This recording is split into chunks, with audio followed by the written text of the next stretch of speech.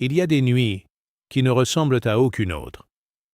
Des nuits où le froid ne vient pas du dehors, mais de quelque chose qui s'est brisé à l'intérieur, silencieusement, sans que personne n'entende.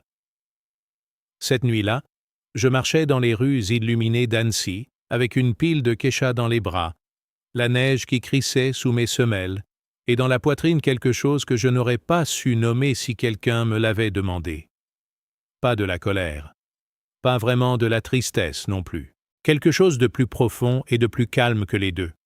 Le genre de sentiment qu'un homme de 58 ans porte quand il a appris, au fil des décennies, que certaines douleurs ne crient pas.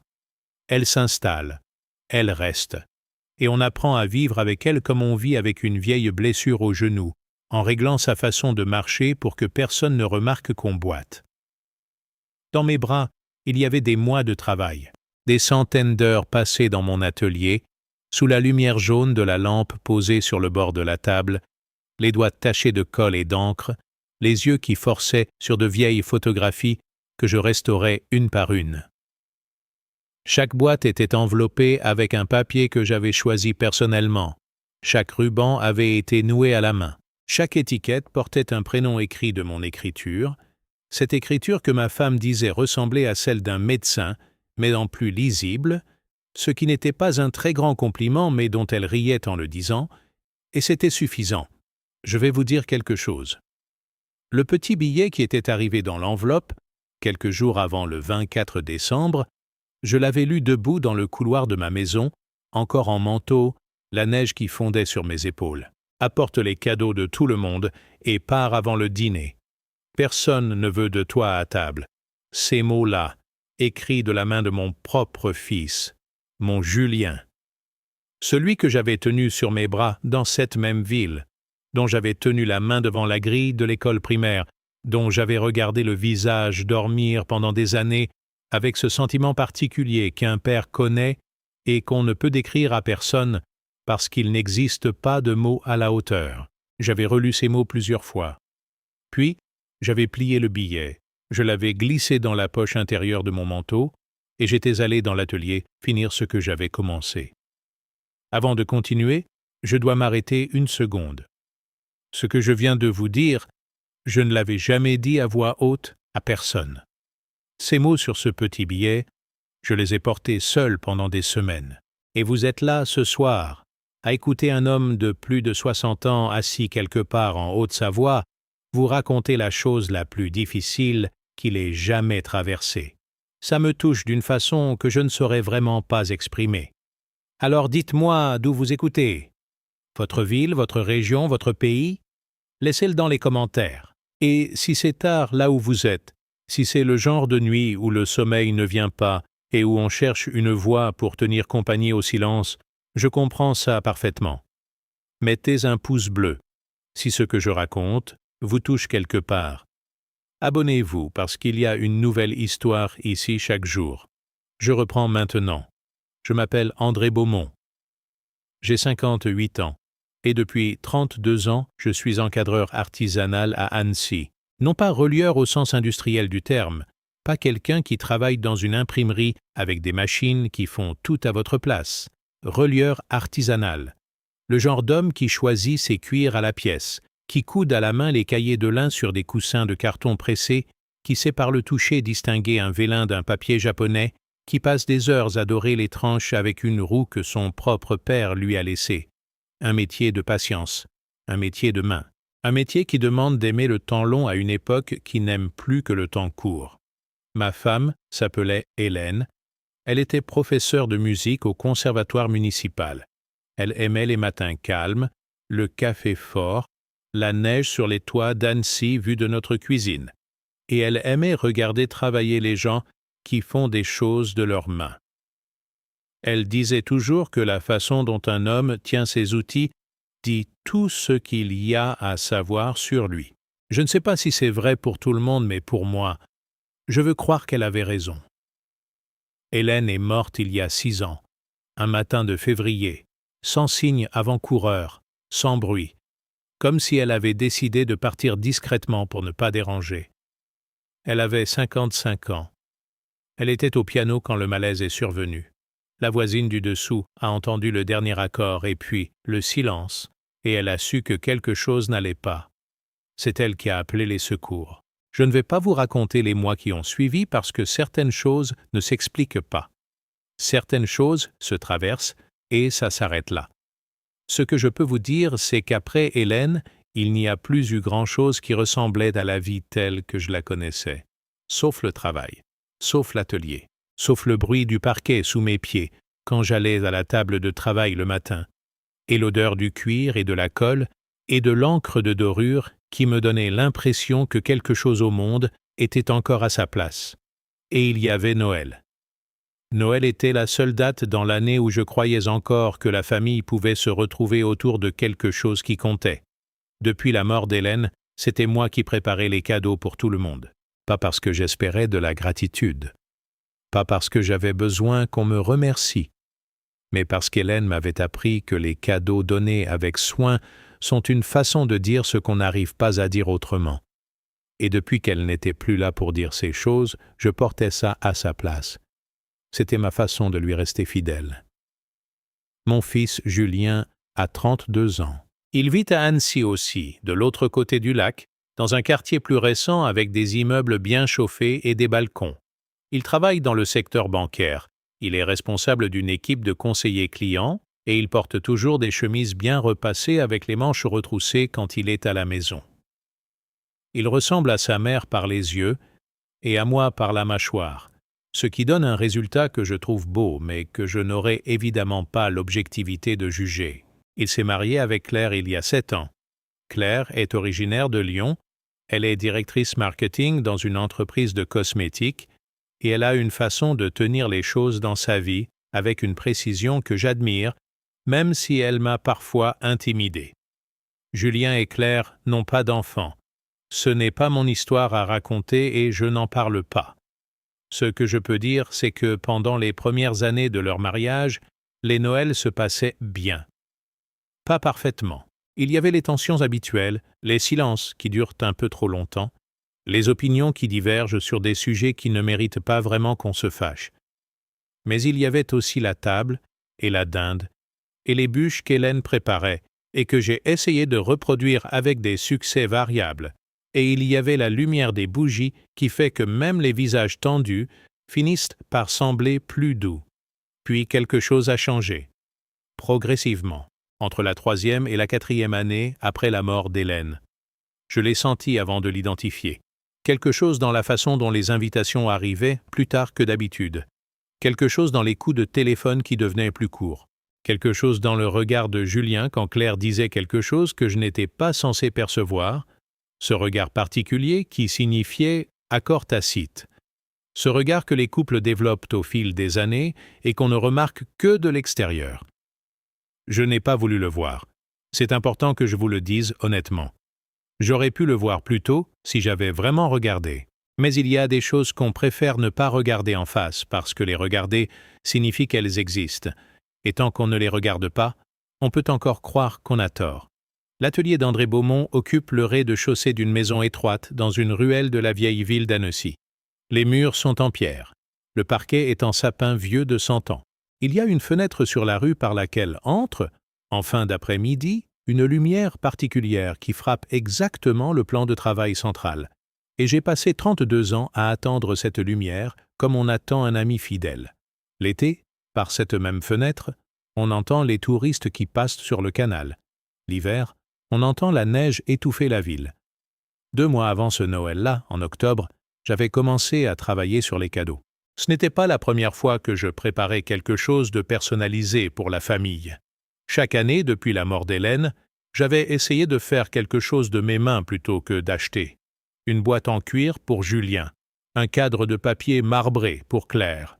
Rien d'extravagant, des choses simples, faites avec soin, qui disaient que j'avais pensé à chacun d'eux. Mais cette année-là était différente. Cette année-là, depuis le printemps, j'avais commencé à rassembler quelque chose d'autre. En rangeant l'appartement un soir de mars, j'avais retrouvé dans une boîte à chaussures, posée sur l'étagère du haut de l'armoire, un ensemble de photographies que j'avais oubliées là depuis des années. Des photos de famille, des photos de Julien enfant, des photos d'Hélène jeune, sur des plages que je reconnaissais mais dont j'avais oublié les noms, des photos de nos parents à tous les deux, certains déjà partis, d'autres vieillissant quelque part, et des photos de fêtes de Noël, des longues tables, des visages détendus. Des moments qui avaient l'air simples sur le papier, mais que je savais, moi qui les avais vécus, ne pas l'avoir été vraiment. J'avais posé cette boîte sur la table de l'atelier, et j'y avais réfléchi pendant plusieurs jours. Puis j'avais décidé de faire quelque chose que je n'avais jamais fait. J'allais fabriquer des albums. De vrais albums, reliés à la main, avec une couverture en cuir souple pour chaque membre de la famille. Des albums qui ne seraient pas simplement des recueils de photographies, mais quelque chose de plus proche d'un livre. Quelque chose qui raconterait l'histoire de chaque personne telle que je l'avais vécue à côté d'elle. J'avais commencé par numériser les photographies une par une avec le scanner de mon ami Gilles qui tient une petite boutique de reprographie à 2 rues de chez moi. J'avais restauré certaines images à l'ordinateur, corrigé les couleurs pâlies, effacé les taches et les rayures du temps. J'avais trié les lettres et les billets anciens que j'avais gardés dans des chemises cartonnées depuis 30 ans. J'avais transcrit à la main sur du papier verger des recettes qu'Hélène avait notées dans ses cahiers de cuisine. J'avais retrouvé de vieux ingressos de voyage, des coupures de journaux, des dessins. Et pour chaque album, j'avais rédigé de petits textes qui accompagnaient chaque image ou chaque document, de courts récits de ce que ce moment avait signifié pour moi, à l'époque où il avait eu lieu. Pour l'album de Julien, j'avais inclus une photographie de lui à 7 ans, assis sur mes épaules au bord du lac, les bras tendus vers quelque chose hors champ, avec cette expression de joie totale qu'ont les enfants et que les adultes perdent sans s'en apercevoir. En dessous, j'avais écrit ces mots. « Ce jour-là, tu m'as demandé si les nuages avaient un goût. J'ai répondu que je ne savais pas. Tu m'as répondu que ça devait goûter quelque chose de sucré parce qu'ils étaient blancs. Je n'ai jamais trouvé une meilleure réponse que la tienne. » Pour l'album de Claire, j'avais commencé différemment. Claire est entrée dans notre famille à une époque où Hélène était encore là, et les premières années s'étaient bien passées. Puis il y avait eu des tensions, des incompréhensions, des choses dites et d'autres non dites, et le fossé s'était creusé de façon si progressive que personne ne pouvait désigner le moment exact où il avait commencé. Dans son album, j'avais inclus une photographie du premier Noël où elle était venue, une image d'elle et d'Hélène dans la cuisine, en train de préparer ensemble la farce de la dinde, les deux penchés sur la même casserole, riant de quelque chose que j'avais entendu sans comprendre parce que je passais à ce moment-là dans le couloir. J'avais écrit sous la photo « Ta première année avec nous ». Ta mère et moi n'étions pas encore sûrs de vous, mais tu nous avais déjà séduits ce soir, là sans le savoir. Et pour chaque album, sur les dernières pages, j'avais laissé des pages blanches. Avec une phrase simple imprimée en haut de chaque page vierge, j'espère qu'il reste encore des souvenirs à écrire ensemble. J'avais travaillé sur ces albums 5 à 6 heures par jour, de la mi-octobre au 22 décembre. Certains soirs, je ne voyais pas le temps passer.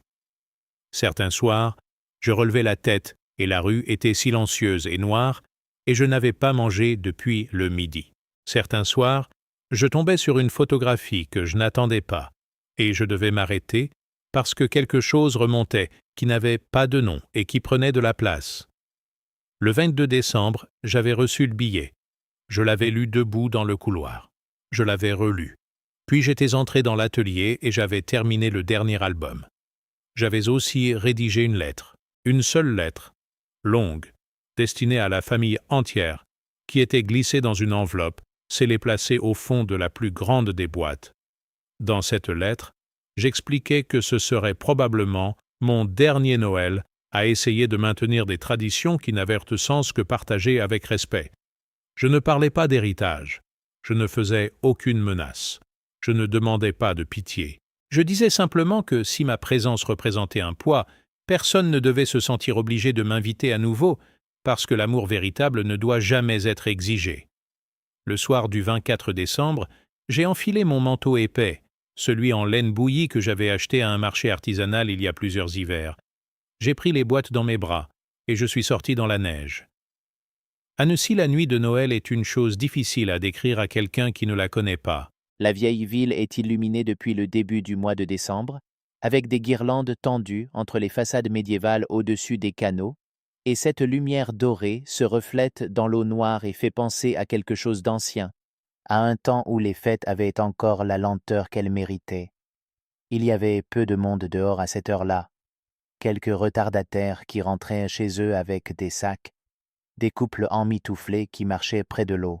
Un homme qui promenait un vieux chien qui avançait avec la dignité particulière des vieilles bêtes qui savent exactement où elles vont même quand leur corps ne suit plus aussi bien. Je marchais lentement.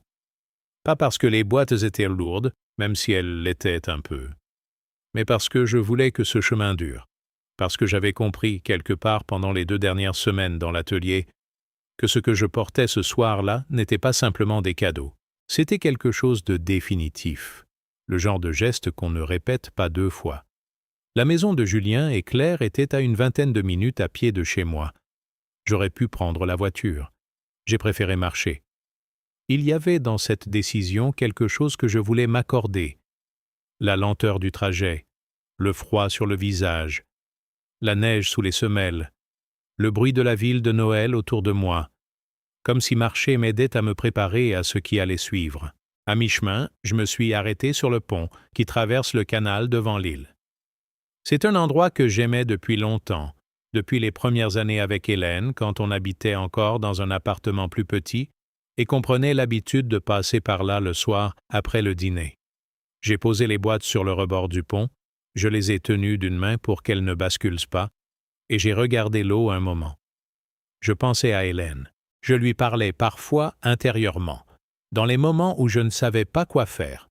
Ce soir-là, je lui disais que je ne savais pas si j'avais fait la bonne chose, pas concernant le choix d'y aller, ça j'en étais sûr, mais concernant les albums, concernant la lettre, concernant le fait d'avoir passé des mois à préparer quelque chose pour des gens qui m'avaient demandé de partir avant le dîner. Est-ce que c'était de la naïveté? Est-ce que c'était une forme d'orgueil déguisé en générosité? Est-ce que je me racontais une belle histoire pour ne pas admettre que j'avais juste peur d'être seul? Le froid sur mes joues m'a sorti de là. J'ai repris les boîtes. J'ai continué à marcher. Quand je suis arrivé devant la maison de Julien, les lumières de l'appartement étaient toutes allumées. On entendait de la musique depuis la rue.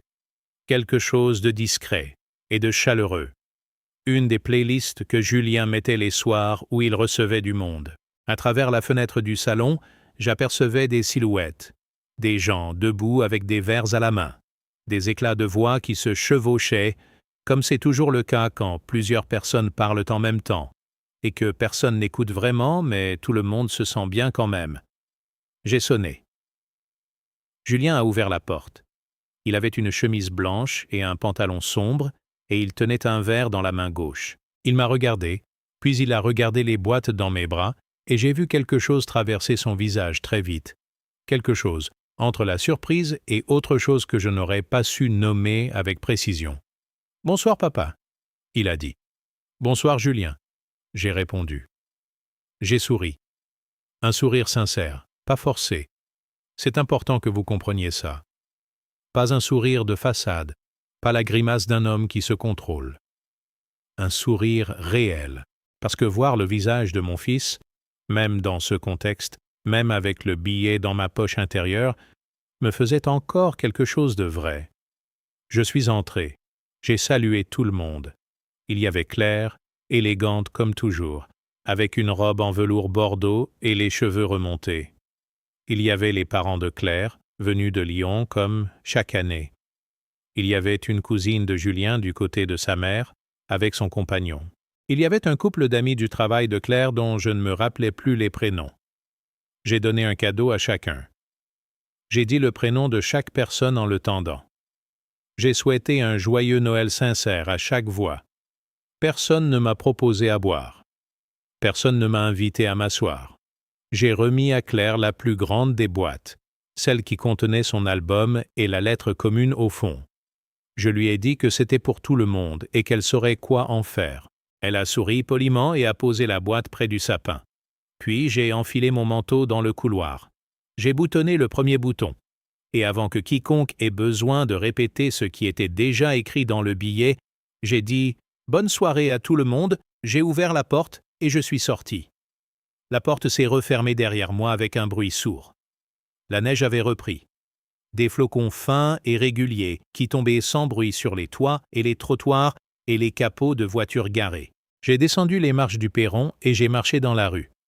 Au bout d'1 minute, j'ai entendu la musique reprendre à l'intérieur, puis des voix, puis des rires. La soirée continuait. Je n'ai pas pleuré. Je veux être précis là-dessus. Pas parce que je n'en avais pas envie, mais parce que les larmes ne venaient pas. Il y a des douleurs trop profondes pour les larmes. Elles s'installent autrement.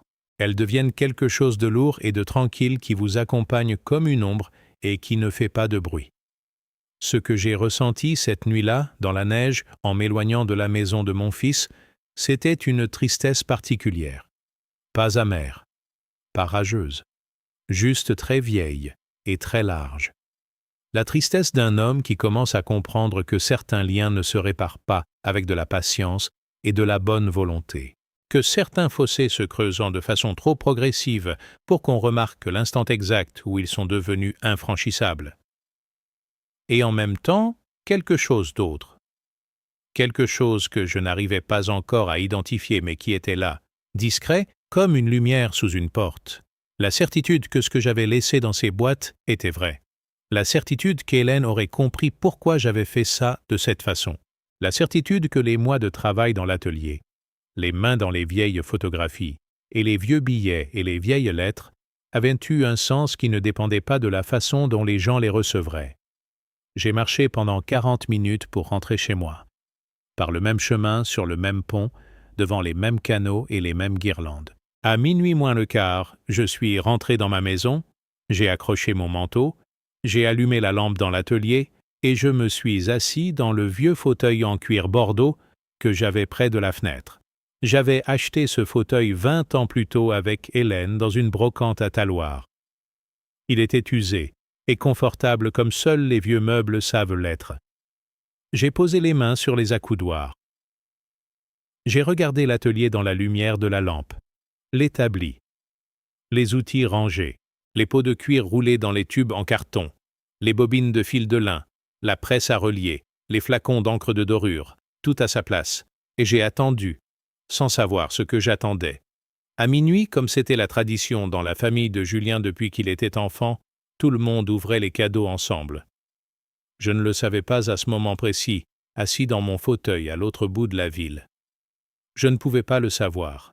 Mais c'est ce qui se passait dans cet appartement illuminé pendant que moi, je regardais mes outils dans le silence de l'atelier. La tradition remontait à Hélène. Elle avait grandi dans une famille alsacienne où l'on ouvrait les cadeaux le soir du 24 à minuit, tous ensemble autour du sapin, dans l'ordre et avec soin, chaque personne tenant l'objet qu'elle venait de recevoir, pendant que les autres regardaient. Hélène trouvait que cette façon de faire obligeait à voir le cadeau de l'autre, à s'y intéresser vraiment, et que ça créait quelque chose de différent, une attention collective plutôt qu'une dispersion. Elle avait maintenu cette tradition après le mariage, et Julien l'avait gardée après elle. Cette nuit-là, à minuit, Claire a dit à tout le monde qu'il y avait une grande boîte près du sapin qu'André avait laissée pour toute la famille. Et elle a ajouté, d'une voix que j'imagine légèrement distante comme elle peut l'être quand quelque chose l'embarrasse un peu, qu'il y avait aussi un cadeau séparé pour chaque personne. Alors ils ont ouvert. Je ne peux pas vous raconter exactement ce qui s'est passé là-bas cette nuit-là parce que je n'y étais pas. Je vous raconte ce que Julien m'a dit ensuite, et ce que Claire m'a dit ensuite, et ce que d'autres personnes m'ont raconté dans les jours et les semaines qui ont suivi. Ces récits convergent sur certaines choses et divergent sur d'autres, et j'essaie ici de vous donner la version la plus honnête de ce que je comprends être arrivé. Julien a ouvert son album en premier. Il s'est assis sur le canapé, avec la boîte sur les genoux. Il a défait le papier d'emballage avec précaution comme il le fait toujours depuis enfant. Il déteste déchirer le papier. Il plie les coins. C'est une chose que j'adorais chez lui. Et il a sorti l'album. La couverture était en cuir naturel, d'une teinte chaude entre le miel et le tabac.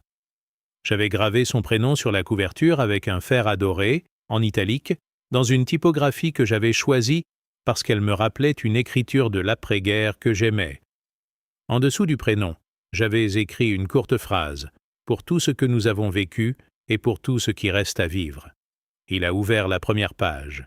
La première photographie était une image de lui, à 4 ans, assis dans les bras de sa mère dans le jardin de la maison de ses grands-parents maternels à Colmar. Hélène le tenait serré contre elle et regardait quelque chose hors champ en riant, et lui regardait l'objectif avec cet sérieux particulier qu'ont les très jeunes enfants quand ils ne comprennent pas encore pourquoi les adultes font cette chose étrange qui consiste à pointer une machine devant leur visage. En dessous, j'avais écrit « Ta mère et toi, été 1995. Elle t'appelait mon petit lapin sérieux et tu protestais chaque fois, mais tu souriais quand même. » Julien a regardé cette photographie longtemps. D'après ce qu'il m'a raconté, il savait que cette photo existait. Il avait même une vague mémoire de l'avoir vue une fois, enfant, dans un album plastifié que sa mère conservait dans une boîte.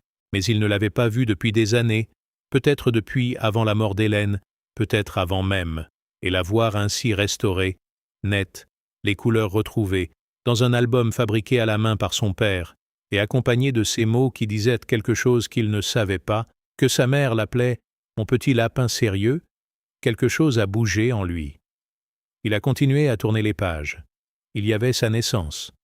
Il y avait ses premières années. Il y avait les anniversaires, les vacances en Bretagne quand il avait 10 ans, un été entier à Douarnenez, que j'avais retrouvé en photographie. Il y avait l'image de son premier vélo, un vélo rouge dont la selle était trop haute pour lui, mais qu'il avait insisté pour avoir en rouge et pas en bleu. Il y avait une photo de lui à 16 ans avec ses amis d'alors devant le lycée, des adolescents qui faisaient semblant d'être blasés et qui étaient visiblement ravis d'être photographiés. Il y avait son baccalauréat. Il y avait les premières années à Lyon pour ses études. Et entre certaines photographies, j'avais glissé des billets, des petits mots que Hélène lui avait écrits sur des enveloppes ou des post-it à différentes époques de sa vie. Des choses qu'elle glissait dans ses poches ou dans ses sacs quand il partait quelque part. Des petits messages du genre « tu vas t'en sortir » ou « on pense à toi » ou « appelle quand tu arrives ». Ces billets, je les avais gardés dans une boîte depuis des années sans savoir pourquoi exactement. Maintenant, je savais.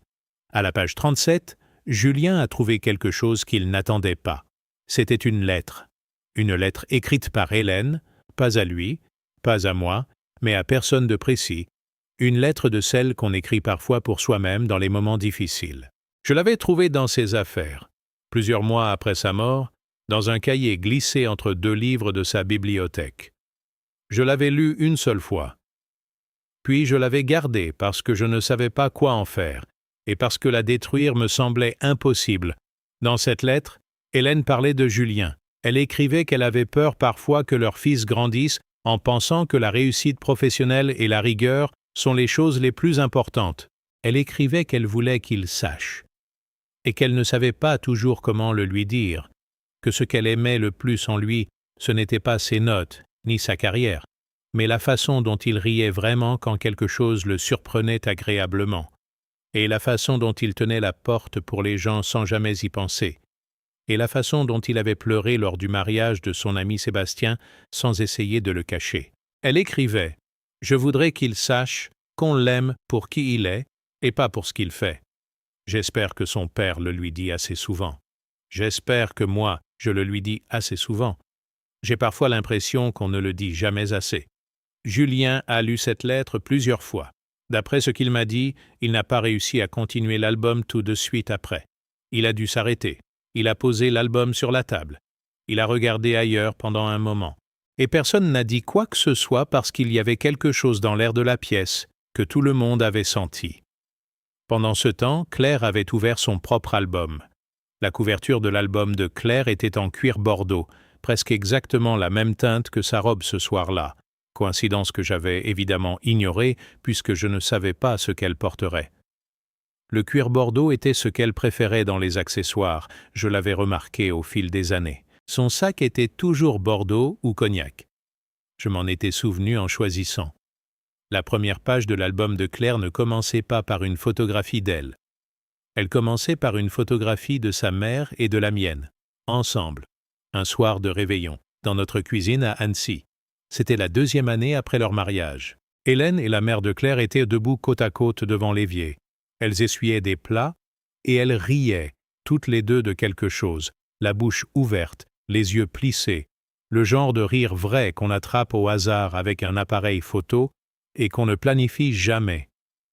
En dessous, j'avais écrit « Les 2 femmes qui ont construit le ciment de cette famille ». Ce soir-là, elles parlaient de vous, de Julien et de toi. Elles étaient fières. Je les ai entendues depuis le couloir et je suis reparti sans me faire remarquer parce que certains moments n'appartiennent pas à ceux qui regardent. Claire a tenu cette page un long moment. Ce que je sais, parce que Julien me l'a dit, c'est que les premières années avaient été bonnes entre Claire et moi. Vraiment bonnes. Pas parfaites, mais bonnes. On s'entendait bien, on partageait un sens de l'humour sur certaines choses. Elle aimait l'artisanat et elle avait été genuinement curieuse de mon travail au début. Et puis quelque chose s'était dégradé. Julien n'arrivait pas à me dire quoi exactement. Il ne le savait peut-être pas lui-même, ou peut-être qu'il le savait et ne voulait pas me le dire. Mais il y avait eu un moment, quelque part entre la 3e et la 5e année de leur mariage, où les choses avaient changé de nature entre Claire et moi.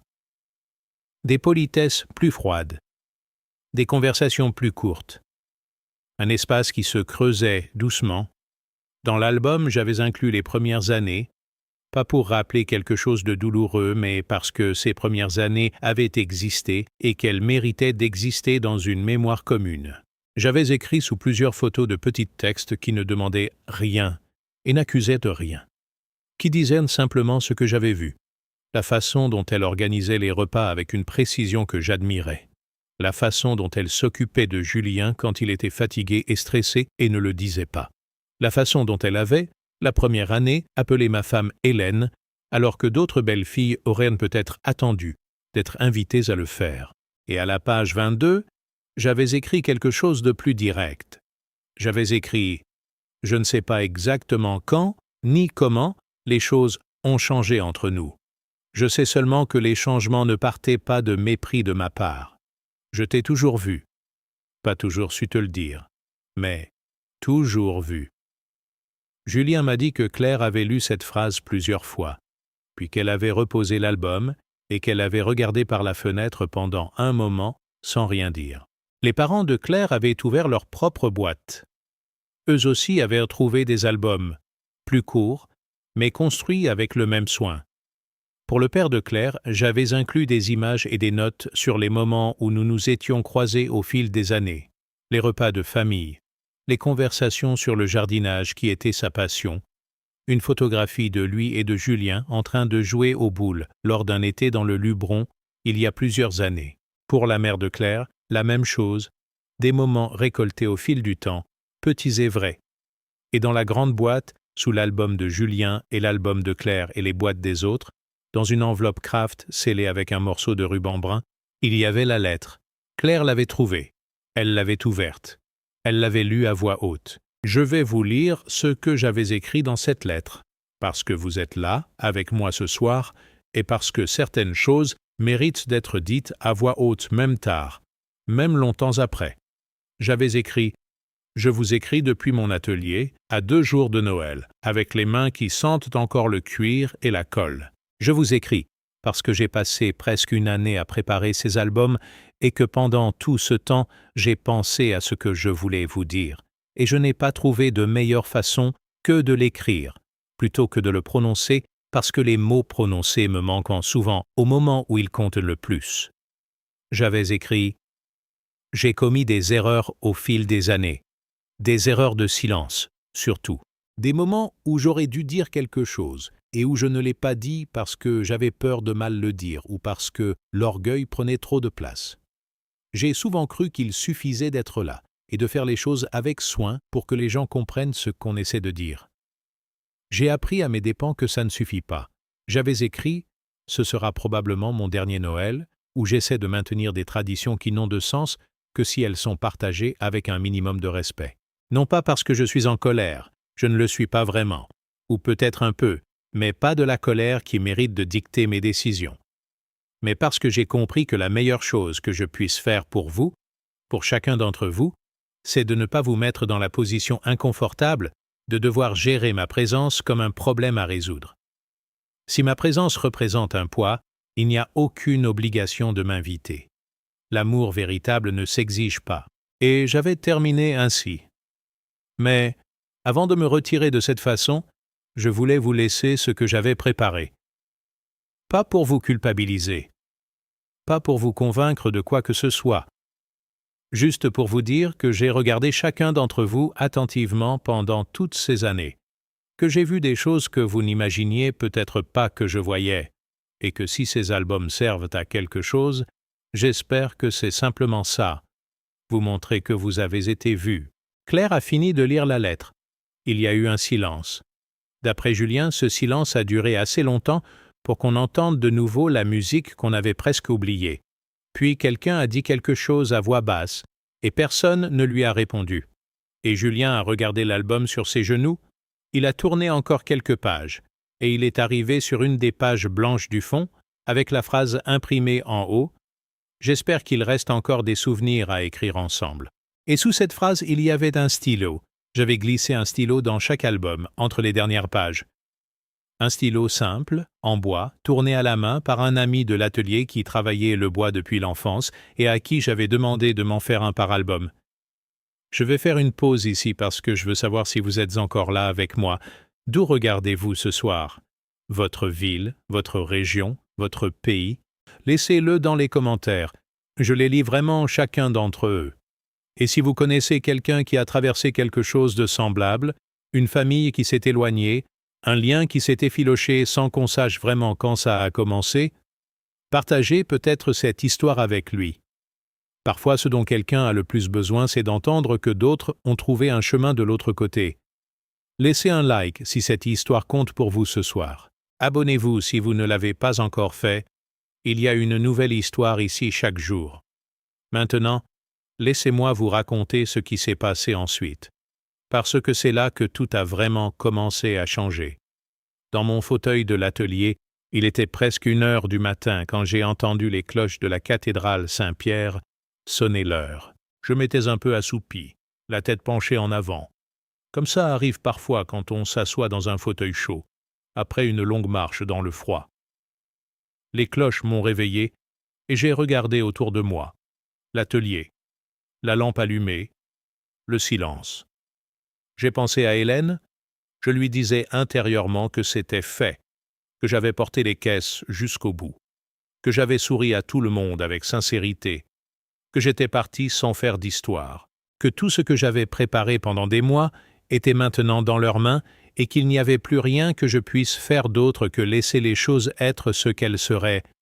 Je lui disais aussi que j'avais peur que rien ne change, peur que les albums restent sur une étagère sans être vraiment regardés, peur que la lettre soit lue poliment et mise de côté, peur de passer le reste de ma vie dans cet atelier, avec mes outils et mes cuirs et mes fils de lin, seul avec le souvenir d'une femme et la distance grandissante d'un fils. J'avais 58 ans. Pas vieux, pas encore, mais assez âgé pour savoir que le temps n'est pas infini et que certaines choses que l'on remet à plus tard finissent par ne plus avoir de moment. Je me suis levé du fauteuil. J'ai éteint la lampe de l'atelier. J'ai traversé le couloir obscur. J'ai bu un verre d'eau dans la cuisine en regardant la neige qui tombait encore par la fenêtre sur les toits. Puis je suis allé dans la chambre. J'avais posé une photographie d'Hélène sur la table de nuit, du côté où elle dormait autrefois. C'était une photo que j'aimais particulièrement, prise un matin à Venise lors de notre voyage pour nos 20 ans de mariage. Elle portait un manteau bleu et regardait le canal avec les yeux qui plissaient légèrement à cause de la lumière, et elle était belle d'une façon particulièrement paisible ce matin-là. Je lui ai dit bonne nuit, puis j'ai dormi. Il était 2h30 quand on a frappé à la porte de la maison. Le bruit était doux au début, comme quelqu'un qui ne veut pas trop déranger, puis plus ferme quand personne ne répondait. Je me suis réveillé, je n'ai d'abord pas compris d'où venait le bruit, puis j'ai compris. J'ai mis ma robe de chambre, j'ai traversé le couloir dans le noir et je suis descendu au rez-de-chaussée. J'ai allumé la lumière du perron avant d'ouvrir. Mon fils était là. Il tenait son album contre sa poitrine, serré des deux mains, comme on tient quelque chose qu'on ne veut pas lâcher. Il avait les yeux rouges. Il n'avait pas de manteau, juste un pull épais, et il avait les épaules légèrement couvertes de neige, ce qui signifiait qu'il avait marché depuis chez lui sans prendre le temps de s'habiller correctement. Il m'a regardé. Je l'ai regardé. Il n'a rien dit pendant un moment. Je n'ai rien dit non plus. Il y avait entre nous ce silence particulier des pères et des fils qui ont trop attendu avant de parler et qui ne savent plus comment commencer. Puis Julien a dit, d'une voix qui n'avait pas sa fermeté habituelle, « Tu aurais pu rester, papa. » 3 mots de plus que ce qu'il y avait dans son billet. Et tellement différent. Je l'ai laissé entrer. Je suis allé à la cuisine. J'ai allumé la lumière douce du dessus de l'évier, j'ai mis de l'eau à chauffer. Julien s'est assis à la table, l'album posé devant lui, les mains à plat dessus.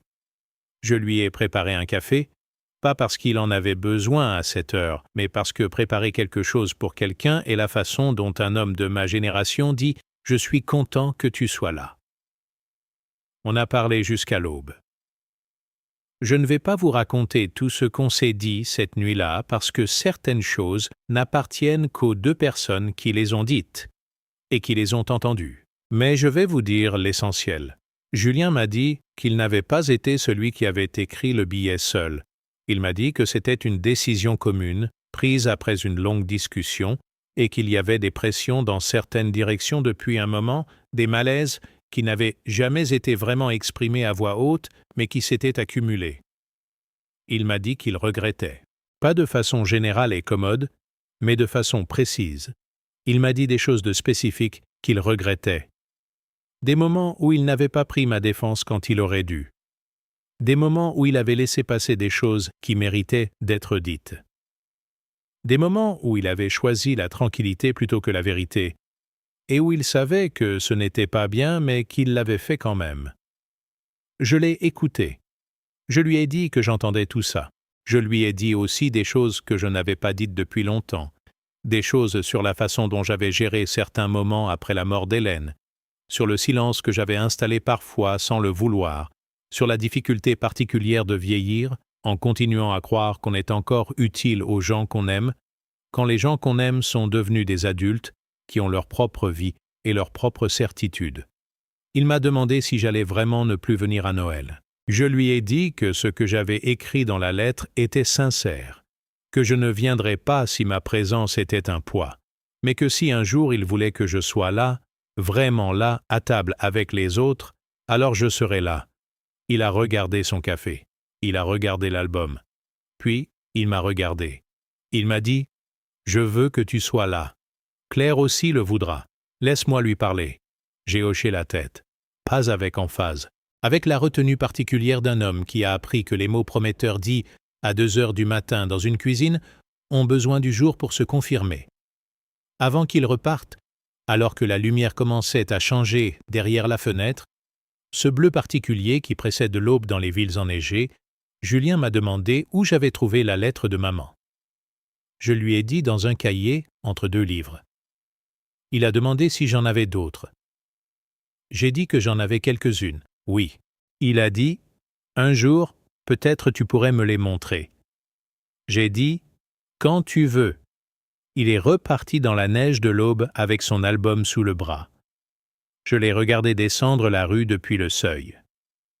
Il marchait vite, les épaules un peu rentrées dans le froid, et il ressemblait à nouveau, 1 seconde, à cet enfant de 4 ans sur la première photographie de l'album, sérieux et inconscient à la fois, traversant quelque chose qu'il comprenait à moitié et qui allait lui prendre du temps. J'ai refermé la porte. J'ai remonté dans la chambre. J'ai regardé la photographie d'Hélène sur la table de nuit. J'ai dit à voix haute, dans le silence de la chambre enneigée, une seule phrase. J'ai dit « Il est venu ». Et j'ai senti, pour la première fois depuis très longtemps, quelque chose qui ressemblait à de la légèreté. Pas de la joie. Pas encore. Mais quelque chose de plus discret et de plus solide.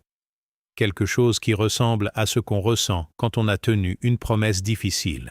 Quand on a fait ce qui était juste, même sans savoir si ça servirait à quelque chose. Et que ça a servi quand même. Ce que je voulais vous dire ce soir, avant de continuer, c'est que cette nuit ne s'est pas terminée là. Les semaines qui ont suivi ce Noël ont amené des choses que je n'avais pas prévues. Des conversations qui avaient dû attendre depuis trop longtemps. Des vérités qui demandaient à être dites dans les deux sens. Des tentatives maladroites et des reculs et des avancées. Et Claire avait quelque chose à me dire aussi, quelque chose que je n'avais pas anticipé et qui allait changer ce que je croyais comprendre de ces 7 dernières années. Mais ça, c'est pour la suite.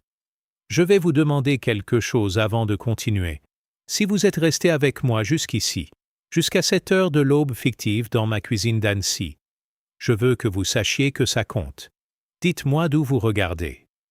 Votre ville, votre pays. Quelle heure il est là où vous êtes? Laissez-le dans les commentaires parce que je les lis vraiment, chacun d'entre eux. Et si cette histoire vous a touché quelque part, si elle a réveillé quelque chose en vous qui concerne votre propre famille, ou vos propres silences, ou votre propre façon de donner sans être sûr que ça sera reçu, laissez un like. Ça aide bien plus que vous ne l'imaginez. Abonnez-vous pour les histoires quotidiennes. Et si vous connaissez quelqu'un qui a besoin d'entendre qu'un père peut tenir bon sans durcir, partagez cette vidéo avec lui. La suite arrive, et ce que je vais vous raconter sur Claire, et sur ce que les albums ont vraiment déclenché dans les semaines qui ont suivi, c'est peut-être la partie la plus importante de toute cette histoire. Les semaines qui suivent un Noël de ce genre ne ressemblent à rien de ce qu'on a connu avant. Il y a quelque chose de particulier dans l'atmosphère du mois de janvier, quand on a laissé quelque chose d'important derrière soi en décembre, quelque chose qui n'est pas encore résolu, quelque chose qui attend dans l'air comme la neige qui reste sur les toits d'Annecy, bien après la fin des fêtes, dure et froide et présente, refusant de fondre tant que le soleil n'a pas décidé de se montrer vraiment. Je suis retourné dans l'atelier le 26 décembre. Pas parce que j'avais du travail urgent, pas parce que des clients attendaient, mais parce que l'atelier était le seul endroit où je savais quoi faire de mes mains, et dans les moments difficiles, savoir quoi faire de ses mains est une forme de sagesse que les années vous donnent si vous avez eu la chance d'apprendre un métier qui exige de les utiliser. J'avais un carnet que je reliure depuis quelques semaines pour un bibliophile de Chambéry, un homme d'une 60aine d'années, qui collectionnait les manuscrits du XIXe siècle et qui m'apportait 2 ou 3 fois par an des pièces fragiles à restaurer ou des carnets vierges à relier dans des cuirs spéciaux. C'était le genre de client qu'on apprécie sans nécessairement se lier d'amitié, quelqu'un qui comprenait le travail sans avoir besoin qu'on lui explique, qui acceptait les délais parce qu'il savait que la précipitation abîme les belles choses. J'avais passé la matinée à travailler le cuir de la couverture, à ajuster les angles des coiffes, à vérifier la rondeur du dos sous la lumière de la fenêtre. Le téléphone a sonné vers 11 heures. Numéro de Julien. Je l'ai regardé un moment avant de décrocher. « Bonjour papa ». Sa voix était normale, pas chargée d'une façon particulière, presque ordinaire, ce qui était peut-être la chose la plus difficile à interpréter. « Bonjour Julien ». Il m'a demandé comment j'allais. Je lui ai dit bien, en travaillant, toi. Il a dit bien aussi, et puis il y a eu un bref silence de ce type qui arrive dans les conversations téléphoniques quand quelqu'un a quelque chose à dire et n'a pas encore trouvé l'entrée. Il m'a dit que Claire voulait me parler, pas au téléphone. En vrai, il a demandé si je pouvais venir dîner chez eux le lendemain soir. J'ai dit oui. J'ai raccroché et j'ai posé le téléphone sur le plan de travail à côté du carnet en cours. J'ai regardé mes mains, la peau légèrement sèche à cause du froid et de la colle, les premières marques de l'âge sur les jointures, les callosités au bout des doigts qui sont là depuis si longtemps que je ne les remarque plus vraiment, sauf dans des moments comme celui-là où je cherche quelque chose à regarder pour me donner le temps de réfléchir. Je ne savais pas ce que Claire voulait me dire. J'avais des hypothèses. Je me méfiais de mes hypothèses, parce que j'avais appris au fil des années que mes hypothèses sur ce que les autres pensent ont souvent tort dans les détails, même quand elles ont vaguement raison dans la direction générale. Ce que je savais, c'est que Julien avait dit « Claire voulait me parler, pas nous voulions te parler ». Cette distinction me semblait significative, même si je n'aurais pas su la défendre rigoureusement. Le lendemain soir, j'ai pris la voiture. Il faisait trop froid pour marcher et il y avait du verglas sur certains trottoirs depuis la veille. Je me suis garé dans la rue en bas de chez eux, J'ai coupé le moteur et je suis resté assis dans la voiture 1 ou 2 minutes. Pas parce que j'avais peur. Parce que j'avais appris que les 2 minutes avant d'entrer dans un endroit difficile sont précieuses et qu'il vaut mieux les prendre délibérément que de les perdre dans l'agitation. C'est Claire qui a ouvert la porte. Elle portait un pull gris et un jean, les cheveux lâchés, sans les talons qu'elle met habituellement quand il y a du monde. Elle semblait différente ainsi, plus proche, moins construite. Elle m'a dit « Bonsoir André ». Elle a fait un geste de la main pour m'inviter à entrer. Et il y avait dans ce geste une franchise que je n'avais pas vue depuis longtemps. Julien était dans la cuisine en train de finir de préparer quelque chose. Il m'a dit « Bonsoir papa » depuis le couloir, et j'ai répondu. Claire m'a pris le manteau. Elle m'a dit que Julien nous rejoindrait, mais qu'elle voulait me parler d'abord si ça ne me dérangeait pas. On s'est installé dans le salon, pas le grand canapé, mais 2 fauteuils près de la fenêtre, face à face presque, avec la ville illuminée derrière la vitre et la neige qui avait repris depuis le milieu de la journée. Claire avait 2 verres de vin sur la petite table entre nous. Elle m'en a tendu un. Elle a commencé par me dire qu'elle avait lu l'album plusieurs fois. Elle avait dit plusieurs fois avec une insistance légère, comme si elle voulait que je comprenne que ce n'était pas une lecture de politesse. Elle a dit qu'il y avait des choses dans cet album qu'elle ne s'attendait pas à trouver. Puis elle a fait quelque chose que je n'avais pas anticipé. Elle s'est excusée, pas de façon générale et commode, pas le genre d'excuse qui règle tout sans rien expliquer. Elle a été précise. Elle m'a dit des choses spécifiques qu'elle regrettait, la façon dont elle avait contribué à réduire l'espace que j'avais dans la vie de Julien progressivement, sans que ce soit toujours conscient ou délibéré, mais sans que ça soit innocent non plus. La façon dont elle avait parfois présenté les choses à Julien d'une manière qui n'était pas totalement équitable envers moi. La façon dont elle avait laissé des malentendus s'installer et grossir plutôt que de les adresser directement parce que les adresser directement lui demandait quelque chose qu'elle n'avait pas toujours voulu dépenser. Je l'ai laissé parler. Je ne l'ai pas interrompu. Ce n'était pas de la politesse, c'était de la prudence, parce que je savais que ce que Claire me disait là, elle ne l'avait probablement jamais dit à voix haute à personne, et que les interrompre dans ce genre de moment, c'est risquer qu'ils ne recommencent pas. Quand elle a eu fini, je lui ai dit que j'entendais tout ce qu'elle me disait.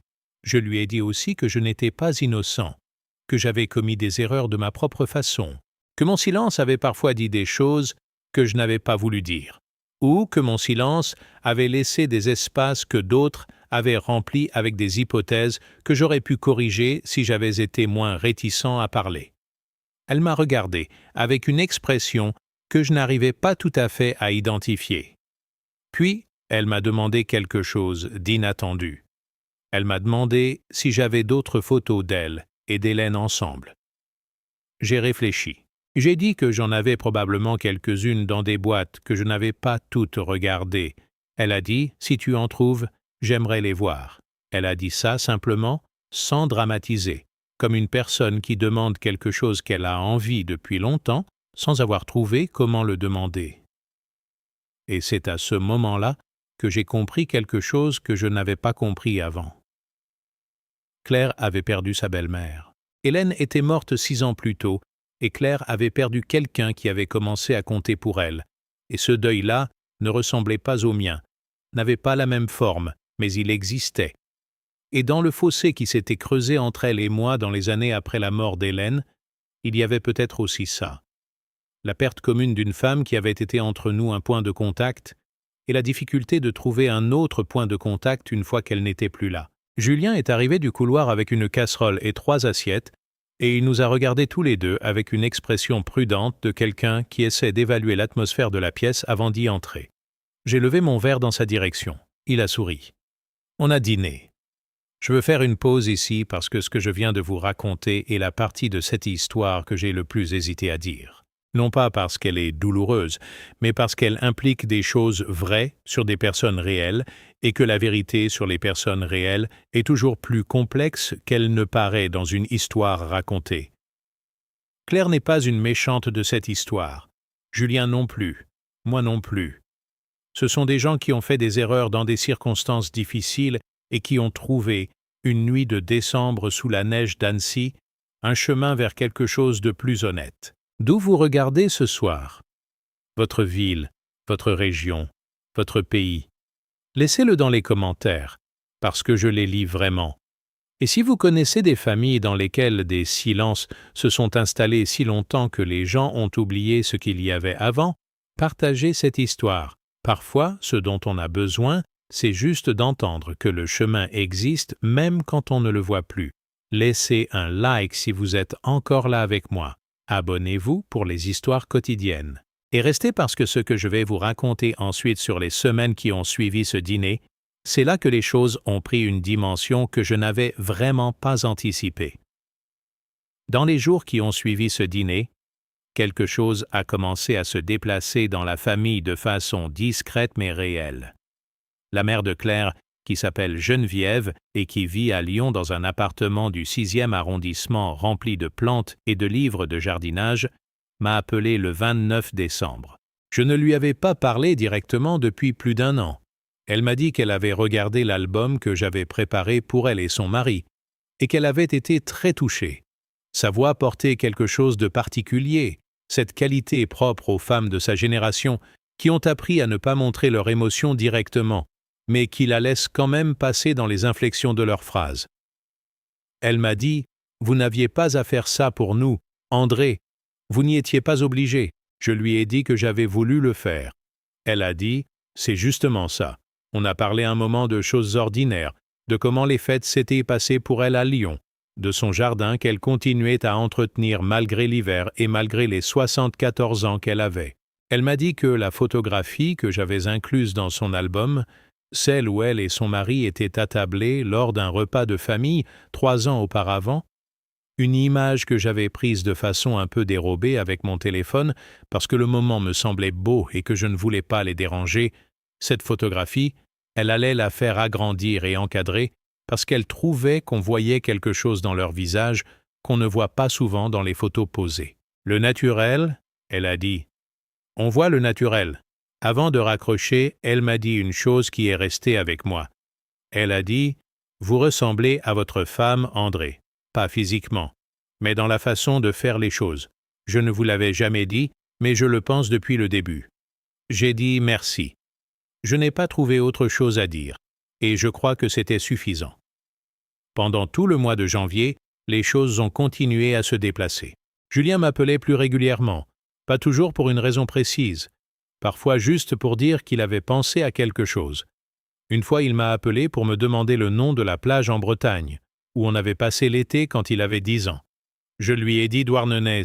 Il a ri et il a dit que c'était exactement ça, qu'il n'arrivait plus à retrouver le nom depuis des jours.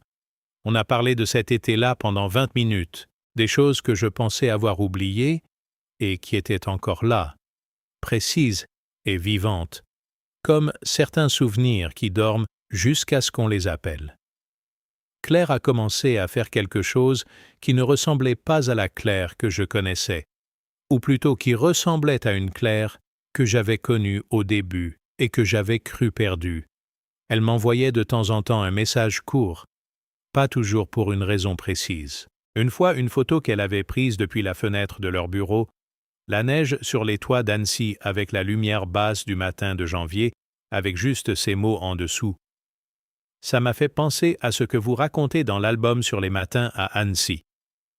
Une autre fois, une question sur un cuir particulier qu'elle avait vu dans une boutique et dont elle voulait savoir si c'était de la bonne qualité. Une autre fois encore, juste « Comment vous allez ?» Je répondais, chaque fois, simplement. Ce n'était pas la réconciliation spectaculaire des films, ce n'était pas le grand repas de famille où tout le monde se dit tout et repart léger et guéri. C'était quelque chose de beaucoup plus petit et de beaucoup plus vrai. Des messages, des appels, un dîner, une photo, une question sur du cuir, des signes de vie envoyés dans la direction de quelqu'un qu'on avait laissé s'éloigner et qu'on essayait maintenant de retrouver, pas en grand, pas en fanfare, mais régulièrement et sincèrement. Au milieu du mois de janvier, un soir que j'étais dans l'atelier à travailler sur un cahier de papier japonais, Julien est passé sans prévenir. Il avait un sac en papier avec 2 sandwichs dedans parce qu'il passait à côté et qu'il avait pensé que je n'avais peut-être pas mangé. Je n'avais effectivement pas mangé depuis le midi. On s'est installé sur les 2 tabourets de l'atelier avec les sandwichs et 2 bières que j'avais dans le petit réfrigérateur du fond, et on a regardé l'atelier ensemble pendant un moment sans parler. Julien n'était pas venu dans l'atelier depuis des années. Il le regardait avec les yeux de quelqu'un qui reconnaît un endroit qu'il a connu enfant mais qui a grandi depuis. Tout était pareil, à peu de choses près. Les mêmes outils dans le même ordre, la même lampe, le même parquet, la même odeur.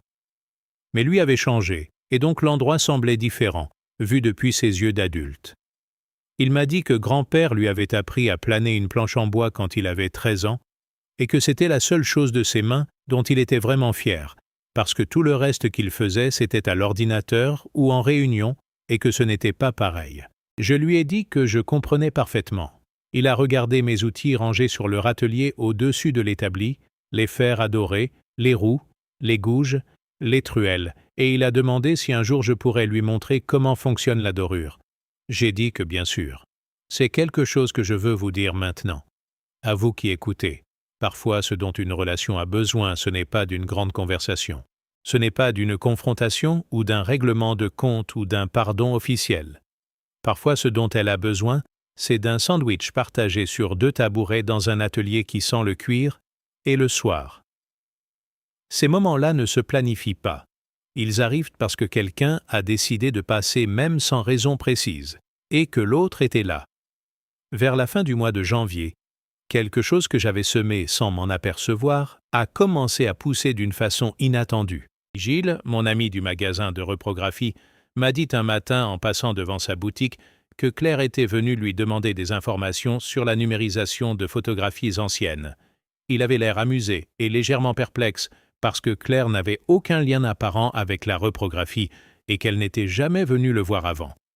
Il m'a demandé si je savais ce qu'elle avait en tête. J'ai dit non, mais que j'avais une idée. Le lendemain, j'ai appelé Claire. Je lui ai demandé directement si elle préparait quelque chose. Elle a ri. Un vrai rire. Franc, pas le rire poli des débuts. Elle m'a dit qu'elle avait une idée depuis le réveillon, mais qu'elle ne savait pas si c'était une bonne idée et si j'allais trouver ça bizarre. Je lui ai dit de me dire. Elle m'a dit qu'elle voulait préparer un album pour moi. Un album sur Hélène, avec les photos qu'elle avait d'elle depuis le début, les photos du mariage de Julien et Claire où Hélène était encore là, les photos des repas de famille, les vacances, les moments qu'elle avait photographiés depuis son côté à elle, et qui étaient donc des images d'Hélène que je n'avais pas nécessairement, et avec des choses qu'elle avait gardées sans savoir pourquoi, des billets qu'Hélène lui avait écrits, une recette qu'Hélène lui avait donnée de main en main un matin dans la cuisine, une petite note sur un bout de papier rose qui disait « Ta tourte aux légumes était parfaite hier soir, ne perds pas cette recette ». Et elle voulait y mettre aussi des choses qu'elle se rappelait d'Hélène, des petits textes sur des moments qu'elle avait vécus avec elle et qu'elle n'avait jamais partagés avec moi parce que, à l'époque, il ne lui était pas venu à l'idée de le faire, et après, elle n'en avait plus trouvé l'occasion. Je n'ai rien dit pendant un moment. Puis, j'ai dit « Je ne sais pas quoi répondre à ça, Claire ». Elle a dit « Vous n'avez pas à répondre. Dites-moi juste si c'est une bonne idée ou une mauvaise idée. » J'ai dit « C'est une très bonne idée. » Elle a dit qu'elle allait avoir besoin de conseils pour la reliure parce qu'elle voulait le faire, elle-même, autant que possible. Elle m'a demandé si j'accepterais de lui apprendre les bases. J'ai dit oui. Bien sûr. Le premier samedi de février, Claire est venue à l'atelier. C'était la première fois qu'elle y venait. Elle est arrivée avec un sac rempli de photographies et de documents, un carnet de notes et une curiosité dans les yeux que je n'avais pas vue depuis les premières années. Je lui ai montré les outils un par un. Je lui ai expliqué le principe de la reliure sans entrer dans les techniques complexes, juste les fondements, la logique du cahier, la structure du dos, la façon dont les éléments s'articulent pour créer quelque chose qui tiendra dans le temps. Elle écoutait avec attention. Elle posait des questions précises. Elle avait cette qualité des gens intelligents qui comprennent vite, mais qui prennent quand même le temps de vérifier qu'ils ont bien compris avant de passer à la suite. On a travaillé 3 heures ensemble ce samedi-là. Je lui ai appris à coudre un cahier simple sur des ficelles. Elle a mis du temps à trouver le bon rythme avec l'aiguille. mais elle n'a pas abandonné. À la fin de la matinée, elle avait un premier cahier cousu imparfaitement mais solide. Elle l'a tenu dans ses mains et l'a regardé avec quelque chose dans les yeux qui ressemblait à ce que ressent quelqu'un qui a fait quelque chose pour la première fois de ses mains et qui réalise que c'est différent d'acheter. Je lui ai dit bravo. Pas par politesse. Pour de vrai. Elle a dit « Ça prend du temps comme travail ». J'ai dit « Tout ce qui vaut quelque chose prend du temps ». Elle a réfléchi une seconde. Puis elle a dit « C'est peut-être ça le problème, qu'on a oublié que les choses qui valent quelque chose prennent du temps ». Je n'ai pas répondu parce que je pensais qu'elle avait raison et que c'était suffisant. Je vais m'accorder une pause ici parce que je veux être sûr que vous êtes encore avec moi. Cette partie de l'histoire, ces semaines de janvier et de février, ce sont des semaines calmes en apparence. Des appels téléphoniques, des dîners, un atelier, des cahiers cousus. Rien d'explosif, rien qui ressemble à un grand retournement de situation. Et pourtant, c'est exactement là que tout s'est vraiment passé.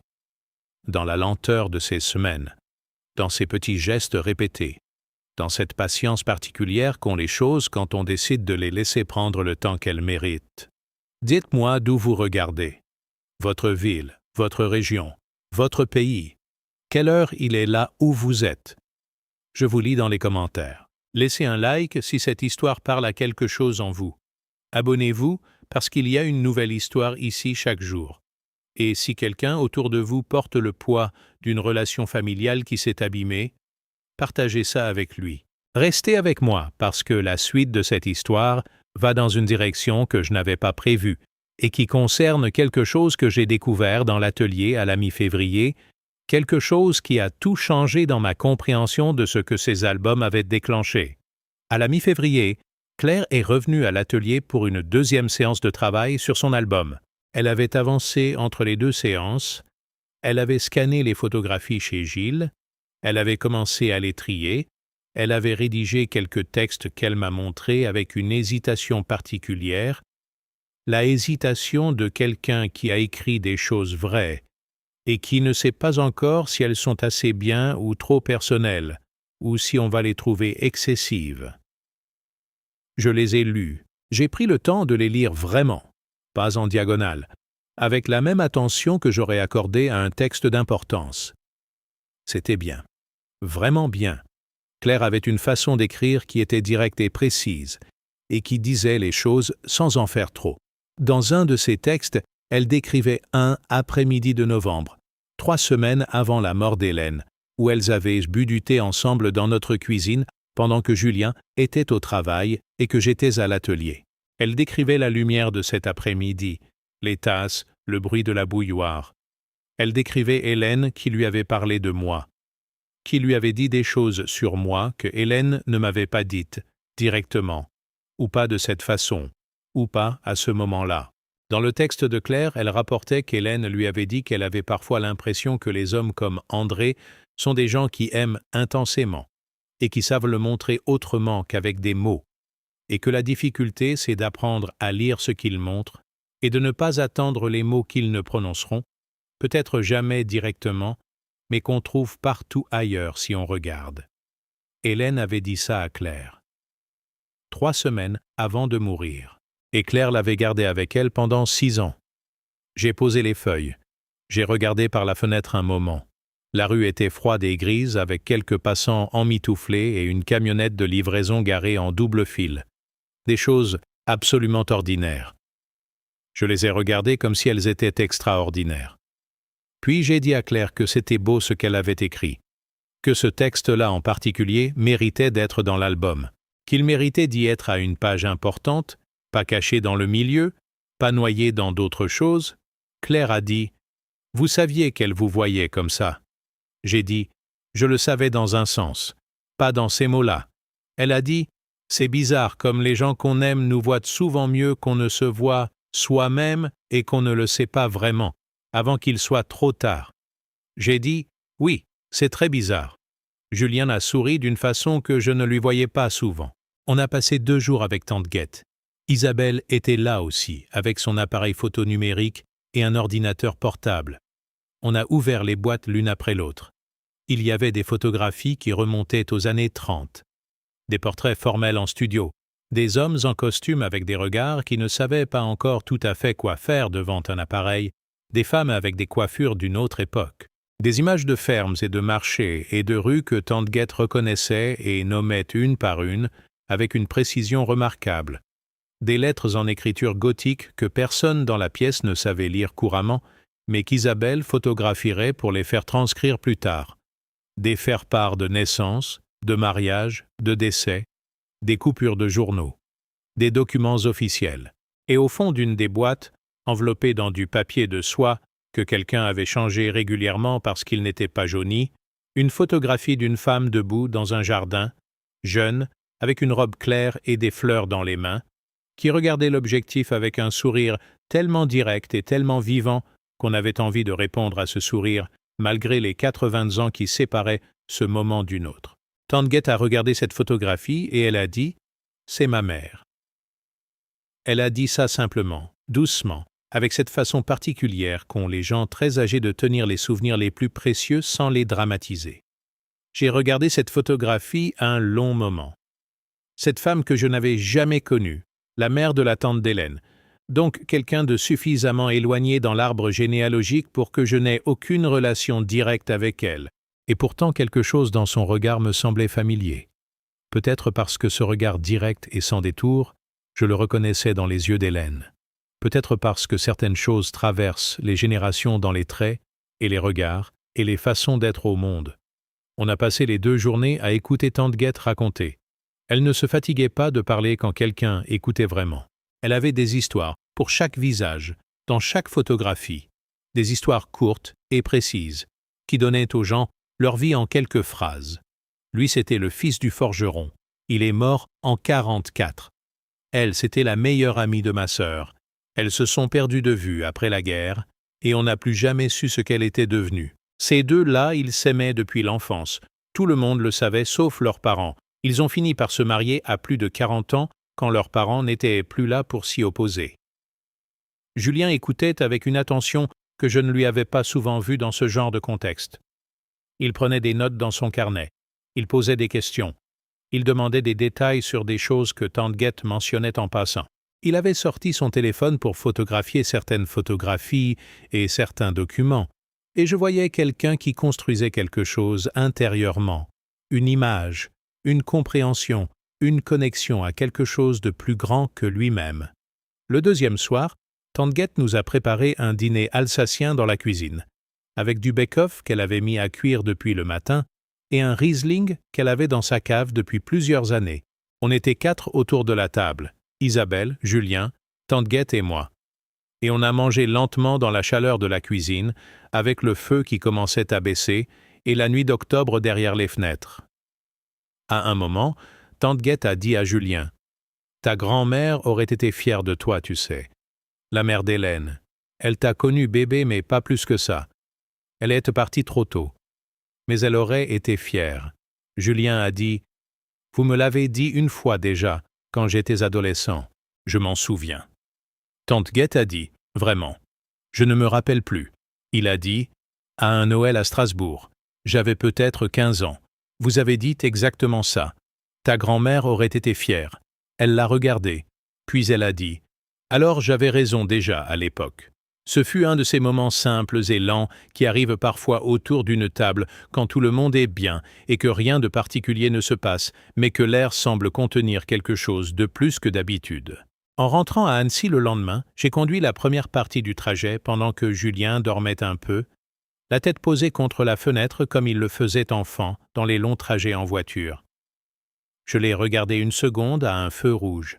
La même mâchoire que la mienne, les yeux fermés d'Hélène, les épaules d'un homme de 32 ans qui porte des choses sérieuses et qui dort quand même comme un enfant quand la voiture roule. J'ai pensé à ce Noël de décembre avec les boîtes dans les bras et la neige et le billet dans ma poche. 9 mois s'étaient écoulés. 9 mois pendant lesquels quelque chose avait été semé et arrosé et patiemment gardé.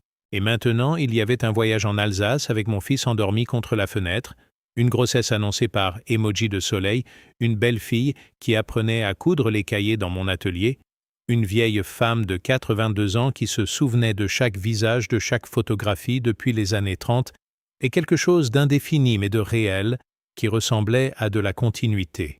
Je ne veux pas vous dire que tout était réparé. Ce serait inexact et ce serait une façon d'arrondir les choses qui leur ferait perdre leur vérité. Il y avait encore des maladresses.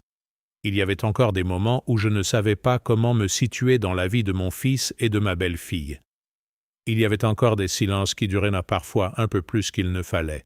Il y avait encore la question de ma place à venir dans leur vie quand l'enfant arriverait, comment être présent sans être encombrant, comment offrir sans imposer, comment aimer efficacement à une époque et dans un contexte différent de ceux dans lesquels j'avais grandi. Mais quelque chose avait changé de nature. Pas la quantité des problèmes, la qualité du sol sur lequel on marchait. Et c'était déjà beaucoup. Je veux vous dire quelque chose avant de vous raconter la suite, avant de vous parler de la naissance et de l'album que j'ai construit et de ce qui s'est passé au Noël suivant.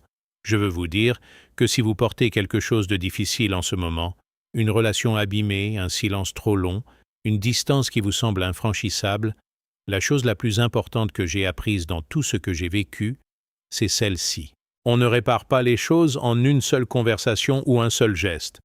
On les répare par accumulation, par la lenteur et la régularité des petits gestes vrais, par la patience de revenir, encore, vers ce qui compte, même quand on n'est pas sûr d'être bien reçu. Et parfois, ce qui fait la différence, c'est juste quelque chose de simple et de vrai, qu'on choisit de faire au lieu de ne pas le faire. Dites-moi d'où vous regardez. Votre ville, votre région, votre pays. Quelle heure est-il là où vous êtes? Laissez-le dans les commentaires parce que je vous lis vraiment. Si cette histoire a compté pour vous ce soir, laissez un like. Ça aide bien plus que vous ne l'imaginez. Abonnez-vous pour les histoires quotidiennes. Et si vous connaissez quelqu'un qui a besoin d'entendre que les choses peuvent changer même quand elles semblent définitivement cassées, partagez cette histoire avec lui. La suite arrive et elle concerne une naissance, un album blanc et une conversation que j'ai eue avec mon fils quelques heures avant l'arrivée de son enfant. Une conversation dont je ne me souviendrai jamais sans ressentir quelque chose de difficile à nommer mais que j'essaierai de vous décrire de mon mieux. Il y a des nuits où on attend sans savoir qu'on attend. Des nuits qui ressemblent à toutes les autres nuits, jusqu'au moment où quelqu'un appelle et où tout ce qui était ordinaire cesse de l'être en une seconde. Ce genre de nuit arrive rarement dans une vie et on ne les reconnaît pas toujours sur le moment pour ce qu'elles sont. On les reconnaît après, en s'en souvenant, en réalisant que ce soir-là quelque chose a commencé qui n'existait pas avant. La nuit du 14 janvier, Julien m'a appelé à 22h35.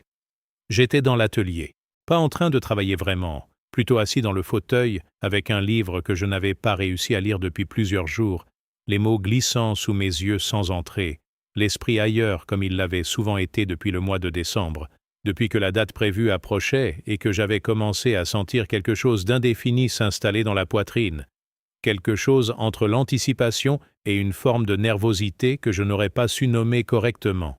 Le téléphone a vibré sur l'accoudoir du fauteuil. J'ai vu le nom de Julien. J'ai décroché immédiatement. Il a dit « Papa, c'est le moment ». Ces 3 mots, la voix de mon fils. Et dans cette voix, quelque chose que je n'avais jamais entendu avant. Quelque chose de tendu et de lumineux à la fois, comme quelqu'un qui se tient au bord de quelque chose de très grand et qui n'a pas encore tout à fait réalisé que ses pieds sont déjà en train de bouger. J'ai dit « J'arrive ». J'ai mis mon manteau. Je n'ai pas cherché mes clés longtemps parce que j'avais appris depuis des semaines à les laisser toujours au même endroit pour ce moment précis. Je suis sorti dans la nuit de janvier, froide et calme, avec le genre de silence des villes endormies qui fait que les bruits isolés portent loin, la voiture d'une rue voisine, un chien quelque part, mes propres pas sur le trottoir gelé. En conduisant vers la clinique, j'ai pensé à une nuit de mars de 32 ans plus tôt. La nuit où Claire était née, pas Claire ma belle-fille, Claire dans l'autre sens du prénom, non. La nuit où Julien était né, j'avais conduit de la même façon, dans le même état de tension et de lumière intérieure, Hélène à côté de moi dans la voiture, avec cette façon particulière qu'elle avait de respirer, en comptant que le médecin lui avait appris, et moi qui conduisais trop vite et qui m'en suis rendu compte et qui ai ralenti parce que ce n'était pas le moment d'arriver à la clinique avec un bilan de carrosserie à gérer. Ce soir, là, j'étais seul dans la voiture. Mais d'une façon difficile à expliquer, je ne me sentais pas seul. Julien m'attendait dans le couloir de la maternité. Il portait une blouse jetable verte par-dessus ses vêtements, celle qu'on vous donne dans ces situations, et il avait l'air de quelqu'un qui ne sait pas exactement où mettre son énergie, qui fait des petits mouvements avec les mains et les pieds, qui regarde vers une porte, et puis vers une autre, et puis vers vous quand vous arrivez avec quelque chose dans les yeux qui dit « enfin ». On s'est regardé dans ce couloir de clinique, aux lumières un peu trop blanches, un couloir qui ressemblait à tous les couloirs de clinique du monde, avec ses chariots et ses portes qui s'ouvrent automatiquement et ses distributeurs de gel hydroalcoolique accrochés au mur. Julien a dit « ça avance, ça devrait pas être trop long ». J'ai dit « elle va bien ». Il a dit « elle est incroyable ». Vraiment incroyable. Je lui ai dit que c'est comme ça qu'ils sont. Les gens qu'on aime, on croit les connaître complètement, et puis ils font quelque chose qui vous surprend encore. Il a hoché la tête. Puis il m'a regardé avec une expression que je ne lui avais pas souvent vue. Une expression ouverte et un peu perdue à la fois, la façon dont regardent les gens qui sont au bord de quelque chose de nouveau et qui ne savent pas encore comment y entrer. Il a dit « j'ai peur papa ». J'ai dit « c'est normal ». Il a dit « pas peur que quelque chose se passe mal ». Enfin si, un peu. Mais pas surtout ça.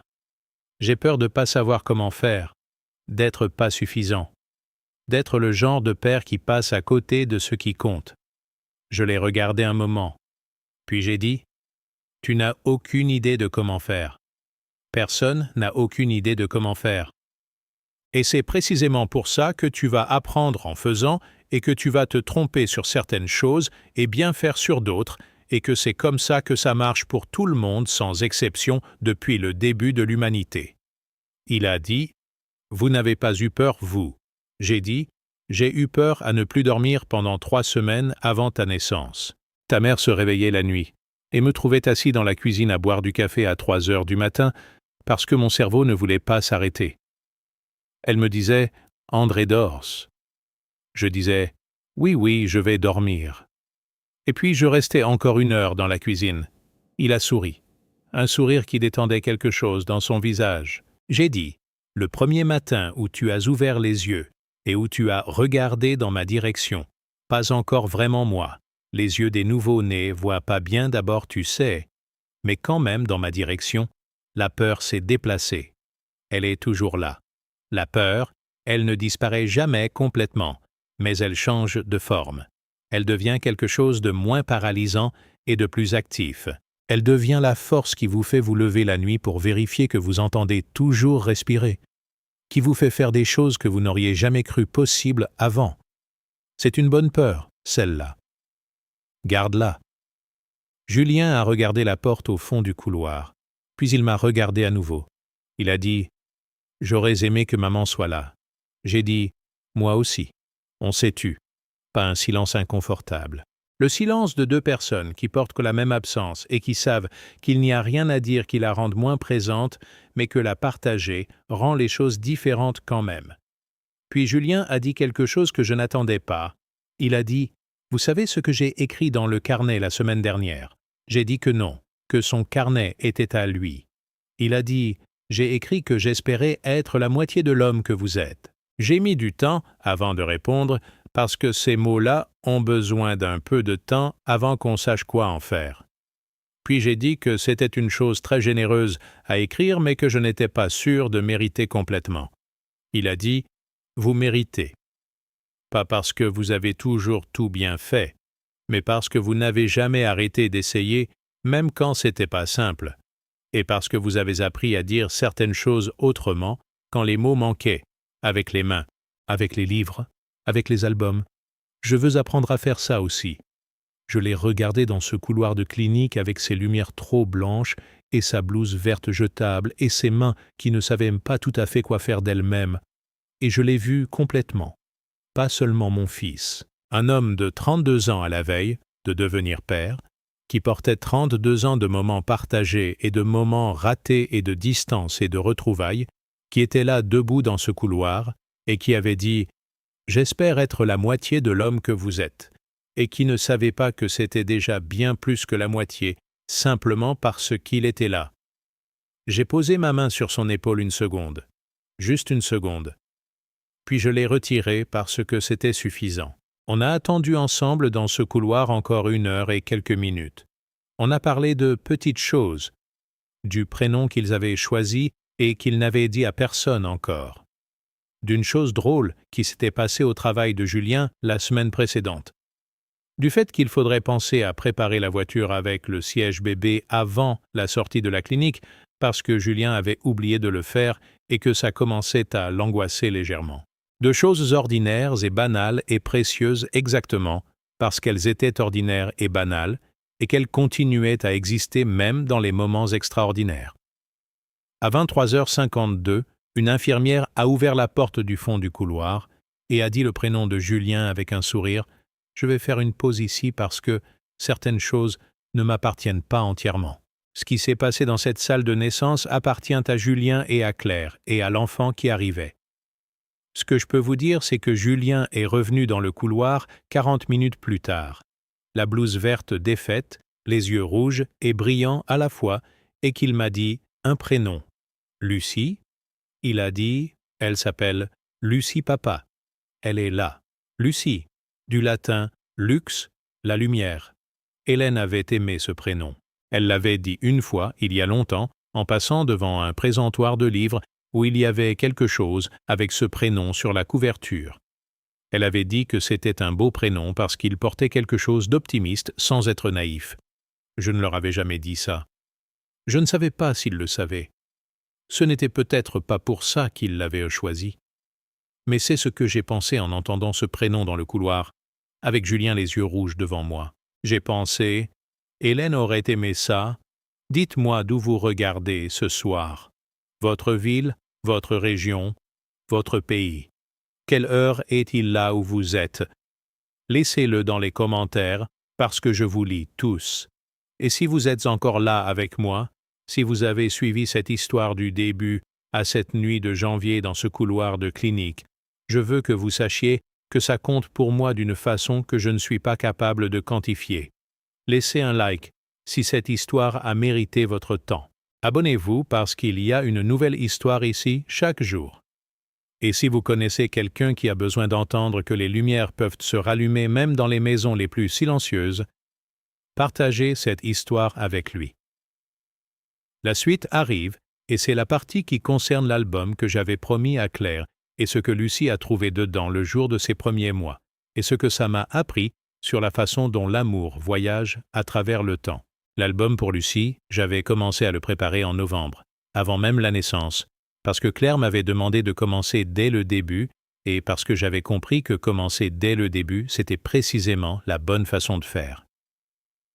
La couverture était en cuir blanc, un cuir blanc naturel, non teinté, légèrement grainé, qui vieillirait avec les années en prenant des teintes de crème et d'ivoire, comme les belles choses qui changent de nuance avec le temps sans perdre leur dignité. J'avais frappé sur la couverture, au fer à dorer, juste son prénom. Lucie, en lettres simples et droites, lisibles, le genre de typographie qu'une enfant pourrait un jour tracer avec son doigt en apprenant les lettres. À l'intérieur, les premières pages étaient consacrées à ce qui avait existé avant elle. Pas son histoire à elle, qui n'avait pas encore commencé, mais l'histoire de ceux qui l'attendaient. J'avais inclus une photographie de Julien bébé, la même que celle que j'avais mise dans son propre album, cette image de lui à 4 ans sur les épaules de son père, les bras tendus vers quelque chose de hors-champ. J'avais écrit en dessous « Ton père, à 4 ans ». Il avait déjà cette façon de tendre les bras vers ce qu'il voulait voir de plus près. J'espère que tu auras ça aussi. J'avais inclus une photographie de Claire, une image que Julien m'avait envoyée, prise lors d'un week-end dans les Alpes l'hiver précédent.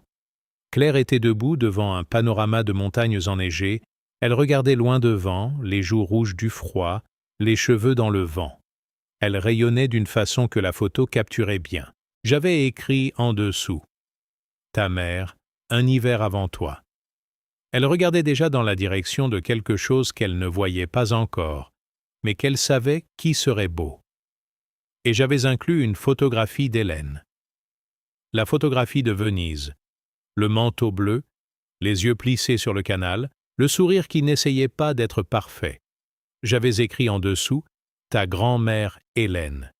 Elle ne te connaîtra pas dans le sens ordinaire de ce mot, mais elle était là avant toi.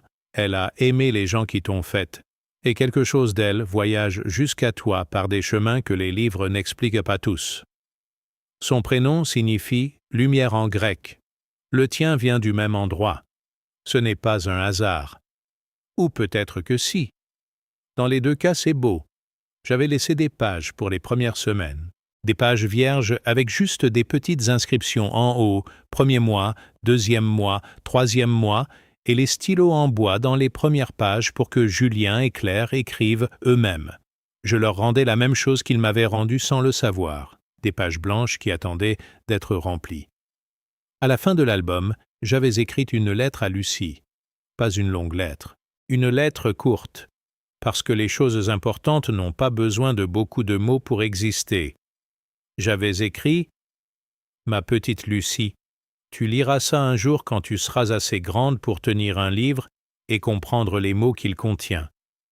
Je ne sais pas encore qui tu seras. Personne ne le sait encore, pas même toi. Mais je sais déjà certaines choses sur toi. Je sais que tu arrives dans une famille qui a appris quelque chose d'important, l'année avant ta naissance. Elle a appris que les choses qui valent quelque chose prennent du temps. Que les liens ne se réparent pas en une journée, mais qu'ils se réparent si on y revient avec patience et sincérité. Que les gens qu'on aime méritent qu'on les regarde vraiment, pas en passant, mais avec l'attention qu'on donne aux belles choses qu'on veut garder. Tu arrives dans une famille qui a décidé de recommencer à regarder. Et toi, tu vas nous aider à continuer. J'avais signé ton grand-père André. J'avais remis l'album à Julien et Claire 3 semaines après la naissance de Lucie. Un dimanche matin où je leur apportais aussi des croissants de la boulangerie de la rue d'à côté parce que, avec un nouveau-né dans la maison, les gens ont besoin qu'on leur apporte des choses à manger sans qu'ils aient à le demander. Claire était assise dans le canapé avec Lucie endormie sur elle, la tête du bébé posée sur sa poitrine comme un petit pois chaud et précieux. Julien était debout dans la cuisine en pyjama avec les cheveux dans tous les sens et la tête de quelqu'un qui n'avait pas dormi plus de 3 heures d'affilée depuis 3 semaines, mais qui était quand même heureux d'une façon qui perçait à travers la fatigue. J'ai posé les croissants, j'ai sorti l'album de mon sac, je l'ai donné à Claire. Elle l'a regardé. La couverture blanche avec le prénom doré. Elle a mis la main dessus 1 seconde sans l'ouvrir, comme pour sentir le cuir, la texture, le poids. Puis elle l'a ouvert. Elle est restée longtemps sur la première page. La photographie de Julien bébé. Elle a levé les yeux vers lui, dans la cuisine, et il a traversé le salon pour venir voir par-dessus son épaule. Ils ont regardé ensemble. Puis Claire a tourné la page et a trouvé sa propre photographie. Les Alpes, les montagnes, les joues rouges, le regard au loin. Elle a lu ce que j'avais écrit. Elle a dit à voix basse « C'est beau ». Et puis, elle a tourné encore une page et elle a trouvé la photographie d'Hélène. Elle s'est arrêtée longtemps sur cette page. Lucie dormait toujours sur elle, le petit corps, endormi qui respirait régulièrement, la main minuscule repliée sous la joue. Et Claire regardait la photographie d'Hélène avec une expression que je ne savais pas bien décrire, mais qui était douce et complexe à la fois, la façon dont on regarde quelqu'un qu'on a perdu et qu'on se retrouve à chercher dans les choses qui nous entourent. Elle a lu ce que j'avais écrit. Quelque chose dans son visage a bougé légèrement. Elle a dit « Son prénom signifie lumière en grec ». J'ai dit « Oui ». Elle a dit « Je ne savais pas ça ». J'ai dit « Moi non plus pendant longtemps ». Hélène me l'avait dit. Je l'avais oublié jusqu'à ce que vous annonciez le prénom de Lucie. Claire a regardé Lucie endormie sur elle. Puis elle a regardé la photographie d'Hélène. Et elle a dit quelque chose à voix très basse. Pas vraiment à moi, pas vraiment à Julien, plutôt à la salle ou à la photographie ou à quelque chose que je n'aurais pas su nommer. Elle a dit « Tu aurais été une belle grand-mère, Le silence a tenu un moment dans ce salon du matin, avec les croissants sur la table, et Julien debout en pyjama, et Lucie endormie, et la photographie d'Hélène, dans l'album blanc sur les genoux de Claire. Puis, Lucie a fait un petit bruit, un de ces bruits indéfinissables que font les nouveaux-nés qui bougent dans leur sommeil. Et tout le monde a regardé vers elle, et le silence est devenu autre chose, quelque chose de plus léger et de plus présent. Les mois qui ont suivi ont eu leur propre rythme. Je suis allé les voir régulièrement. Pas trop souvent parce que les jeunes parents ont besoin d'espace pour trouver leur façon de faire les choses, mais régulièrement. Parfois pour garder Lucie quelques heures pendant que Julien et Claire dormaient ou sortaient manger ensemble. Parfois juste pour passer, apporter quelque chose, rester un café et repartir. Garder Lucie était quelque chose que je n'avais pas anticipé dans ce que ça ferait en moi. Je pensais que je saurais quoi faire, parce que j'avais déjà été père et que les gestes reviendraient. Et les gestes revenaient, effectivement, la façon de tenir, de bercer, de faire les petites choses. Mais ce que je n'avais pas anticipé, c'était à quel point la présence d'un nouveau-né dans les bras d'un grand-père de 59 ans change quelque chose dans la façon de voir. Tout paraît différent quand on tient quelque chose d'aussi nouveau et d'aussi complet. Les problèmes s'ajustent à leur juste taille. Les complications semblent moins compliquées. Et quelque chose qu'on avait perdu quelque part dans les années de vie adulte, une façon d'être présent à l'instant sans penser à ce qui vient avant ou après, revient sans prévenir. Je passais des heures à regarder Lucie dormir. Je sais que ça ressemble à quelque chose d'un peu excessif, dit comme ça, mais c'est ce que je faisais. Je la tenais dans mes bras et je la regardais dormir et je pensais à des choses que je ne pensais à aucun autre moment. Des choses sur le temps, sur ce qui passe et ce qui reste, sur les personnes qui n'étaient plus là et qui, d'une façon difficile à formuler, étaient quand même présentes dans ce petit visage endormi. Lucie avait les sourcils d'Hélène. Pas de façon dramatique et évidente, mais quelque chose dans la structure, la façon dont ils arquaient légèrement vers l'extérieur. Je ne l'ai dit à personne pendant des semaines parce que je voulais être sûr de ne pas inventer ce que je voulais voir. Puis un jour, tante Guette a vu une photographie de Lucie qu'Isabelle lui avait envoyée et elle a appelé pour dire qu'elle avait les sourcils de la famille, et ça m'a suffi. Le Noël suivant, 1 an après cette nuit de décembre avec les boîtes dans les bras et le billet dans la poche, j'ai été invité à table. Pas seulement invité à déposer les cadeaux et partir, invité à rester, à m'asseoir, à manger avec eux. Julien avait appelé en novembre pour me demander si j'étais disponible le 24 décembre. Pas avec des formules alambiquées. Directement. Il avait dit « Tu viens dîner avec nous, papa. Lucie sera là. Et les parents de Claire aussi, si ça t'est égal. » J'avais dit que ça m'était plus que bien. Le soir du 24 décembre, je suis arrivé avec une bouteille de vin et un paquet. Dans le paquet, il y avait un petit carnet pour Lucie, minuscule, le plus petit format que je savais faire, en cuir vert amande, avec les initiales en dorure. Pas pour qu'elle écrive, elle avait 11 mois et demi, mais pour qu'elle l'ait. Pour qu'un jour elle le retrouve sur une étagère et qu'elle sache que quelqu'un lui avait fait quelque chose à la main quand elle était encore trop petite pour tenir un crayon. La table était mise pour 7. Julien, Claire, Lucie dans sa chaise haute en bout de table, les parents de Claire venus de Lyon, et moi. On a mangé. On a bu. On a ri.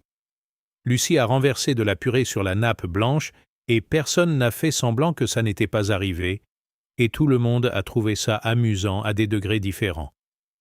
Les parents de Claire m'ont parlé de leur jardin à Lyon qui avait bien donné en automne. Julien a raconté une histoire de réunion de travail qui avait mal tourné d'une façon comique. Claire a dit une chose drôle à propos d'une publicité qu'elle avait vue, et tout le monde a ri avant qu'elle ait fini la phrase. C'était un dîner ordinaire. Profondément, merveilleusement ordinaire. À un moment, Lucie a tourné la tête vers moi depuis sa chaise haute, et elle m'a regardé avec cette expression que les bébés ont et qui ressemble à de la reconnaissance même quand on n'est pas certain que ce soit exactement ça. Elle a tendu le bras dans ma direction, la petite main ouverte, ce geste universel qui signifie « viens » ou « donne » ou « je veux » ou simplement « je te vois », et j'ai tendu mon index vers elle, et elle a refermé les doigts dessus avec la force particulière des bébés qui tient et ne lâche pas. J'ai regardé cette petite main sur mon doigt, ma main avec ses callosités et ses taches de colle et ses jointures usées par 32 ans de travail artisanal, et cette toute petite main, douce et parfaite et neuve, qui tenait la mienne. Je ne vais pas vous dire que j'ai pensé à quelque chose de profond à ce moment-là. La vérité, c'est que je n'ai pensé à rien. Je suis resté là à regarder cette main sur mon doigt et à sentir quelque chose que les mots n'atteignent pas tout à fait, quelque chose de physique et de simple et de très grand à la fois. Après le dîner, pendant que les parents de Claire et Julien rangèrent la cuisine et que Lucie commençait à montrer les signes de la fatigue de fin de soirée, Claire et moi étions assis dans le salon. Elle finissait son verre de vin. Elle avait dans la main l'album blanc que j'avais préparé pour Lucie. Elle le feuillait doucement en regardant les photos que Julien et elle avaient ajoutées depuis la naissance, les pages qu'ils avaient remplies avec leurs propres écritures. Elle m'a dit « Vous savez ce que Julien a écrit sur la première page qu'il a remplie ?» J'ai dit que non. Elle a tenu l'album ouvert vers moi. La page que Julien avait remplie.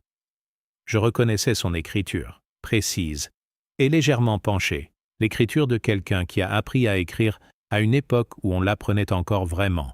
Il avait écrit « Lucie, tu es née un 14 janvier à minuit, et quelques minutes, dans un couloir de clinique, j'attendais avec ton grand-père André, qui m'a dit exactement ce que j'avais besoin d'entendre.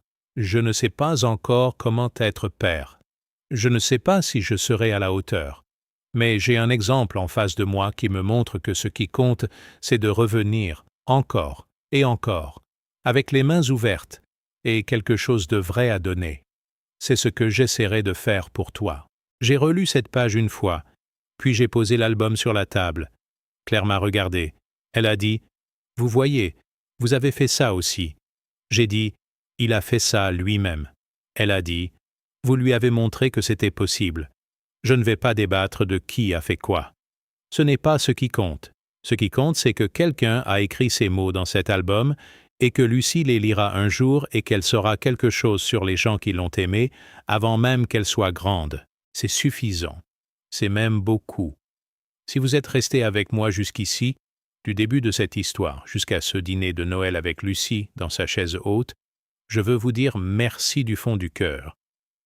Vous avez offert quelque chose à ce vieux monsieur ce soir. Vous l'avez laissé être entendu. Vous avez suivi jusqu'au bout l'histoire d'un homme ordinaire dans une ville de montagne qui a fait quelque chose de simple avec ses mains et qui a vu cette chose simple changer le cours de quelque chose qu'il croyait perdu. Ce n'est pas une histoire de vengeance ou de victoire spectaculaire. C'est une histoire de lenteur, de patience, de mains qui continuent à travailler même quand la raison de travailler n'est plus évidente. Avant de vous dire au revoir, je vous demande une dernière chose. Laissez-moi un commentaire avec un seul mot. Ce mot, c'est page. Si vous avez vraiment écouté cette histoire jusqu'au bout, vous comprendrez exactement pourquoi j'ai choisi ce mot-là. Les pages blanches que j'ai laissées dans chaque album, les pages que les gens ont commencé à remplir, les pages que Lucie remplira un jour, et les pages que vous avez encore devant vous dans votre propre vie, quelles que soient les choses qui se sont passées, et les liens qui se sont abîmés, et les silences qui ont duré trop longtemps. Page. Laissez ce mot dans les commentaires. Abonnez-vous si vous ne l'avez pas encore fait, parce qu'il y a une nouvelle histoire ici chaque jour. Laissez un like si cette histoire a mérité votre soirée. Et si vous connaissez quelqu'un qui a besoin d'entendre qu'il n'est pas trop tard, partagez cette vidéo avec lui. Je veux vous parler maintenant directement. Pas comme quelqu'un qui raconte une histoire, comme une personne à une autre, depuis Annecy jusqu'à là où vous êtes en ce moment. Ce que cette année m'a appris, de ce Noël de décembre avec les boîtes dans les bras jusqu'au Noël suivant avec Lucie qui tenait mon doigt dans sa petite main, c'est quelque chose que je pensais déjà savoir, mais que je n'avais pas encore compris dans toute sa profondeur. Un cadeau qui porte quelque chose de vrai n'a pas besoin que la personne qui le reçoit soit prête à le recevoir. Il attendrit les choses, pas toujours immédiatement, pas toujours de façon visible, mais quelque chose en lui persiste, comme le fil de lin dans la couture d'un livre bien relié invisible de l'extérieur mais présent, tenant les cahiers ensemble même quand le temps passe et que les couvertures s'usent. J'ai appris que les familles ne se brisent pas d'un seul coup. Elles s'effritent progressivement, de petites façons, dans les interstices des jours occupés, dans les silences qu'on choisit de laisser s'installer parce qu'il est plus simple de ne pas ouvrir certaines portes. Et de la même façon, elles ne se répartent pas d'un seul coup. Elles se rebâtissent progressivement, de petites façons, dans les interstices des jours ordinaires, dans les gestes qu'on choisit de faire, même quand on n'est pas sûr qu'ils seront reçus. J'ai appris que l'âge est une ressource déguisée en faiblesse. J'avais 58 ans quand tout ça a commencé. Certains auraient pu dire qu'un homme de 58 ans qui se fait exclure du dîner de Noël par son propre fils est un homme qui a perdu quelque chose d'important. Et c'est vrai, j'avais perdu quelque chose, mais j'avais aussi 58 ans de m'informer, 58 ans de patience apprise, 58 ans de relations construites qui me donnaient accès à des ressources que je n'aurais pas eues à 30 ans. Les vieilles photographies que j'avais gardées, les amis qui me devaient des services, les relations avec Tante Guette et Isabelle et Gilles et les clients de l'atelier qui m'avaient donné le réseau dont j'avais besoin pour faire ce que j'avais fait. L'âge n'était pas ma faiblesse, c'était mon outil principal. J'ai appris que ce qu'on laisse dans les mains des gens qu'on aime ne cesse pas d'agir quand on quitte la pièce. J'ai laissé des albums, et je suis parti. Et quelque chose dans ces albums a continué à travailler dans le silence de cette nuit de Noël, dans les semaines qui ont suivi, dans les mois et dans l'année entière. Pas à cause de la technique de la reliure, pas à cause du cuir ou du papier verger ou des fils de lin. À cause de la vérité de ce qui était contenu dedans. La vérité a une persistance que la sophistication n'a pas. J'ai appris que le plus grand cadeau qu'un père peut faire à ses enfants n'est pas un objet et n'est pas de l'argent, et n'est pas même du temps dans son sens quantitatif. C'est l'exemple d'un homme qui continue à se tenir debout et à faire quelque chose de bien avec ses mains, même quand les circonstances lui donneraient toutes les raisons de ne pas le faire. Qui continue à regarder les gens avec attention, même quand les gens ne le regardent plus. Qui continue à aimer avec précision, avec les détails spécifiques qui prouvent qu'on a vraiment regardé, même quand cet amour n'est pas immédiatement reconnu. J'ai appris que ma femme était encore là, pas de façon mystérieuse ou surnaturelle au sens littéral, mais dans les choses qu'elle m'avait appris à faire, dans les billets qu'elle avait gardés et que j'avais trouvés, dans la façon qu'elle avait de voir les gens et que j'avais essayé de continuer à pratiquer après elle. Elle était dans l'album de Julien et dans l'album de Claire et dans l'album de Lucie. Elle était dans la phrase que Tante Guette avait dite à mon sujet « Vous ressemblez à votre femme André dans la façon de faire les choses ». Elle était dans ce prénom, Lucie, Lumière, qui portait quelque chose du sien sans que personne l'ait vraiment planifié. Ce n'est pas de la consolation. Ce n'est pas une façon de rendre la perte moins réelle. La perte est aussi réelle aujourd'hui qu'elle l'était il y a 6 ans. Mais quelque chose d'Hélène continue d'exister dans le monde et de faire des choses dans le monde, et ça change quelque chose dans la façon dont je porte l'absence. Pour ceux d'entre vous qui ont perdu quelqu'un. Pour ceux qui portent une absence au centre de leur quotidien. Je ne vais pas vous dire que ça passe parce que ça ne passe pas vraiment. Mais je peux vous dire que les gens qu'on a aimés continuent à exister dans ce qu'on a appris d'eux et dans ce qu'on transmet sans toujours s'en apercevoir. Et que parfois ce qu'on croit faire tout seul, on le fait avec eux.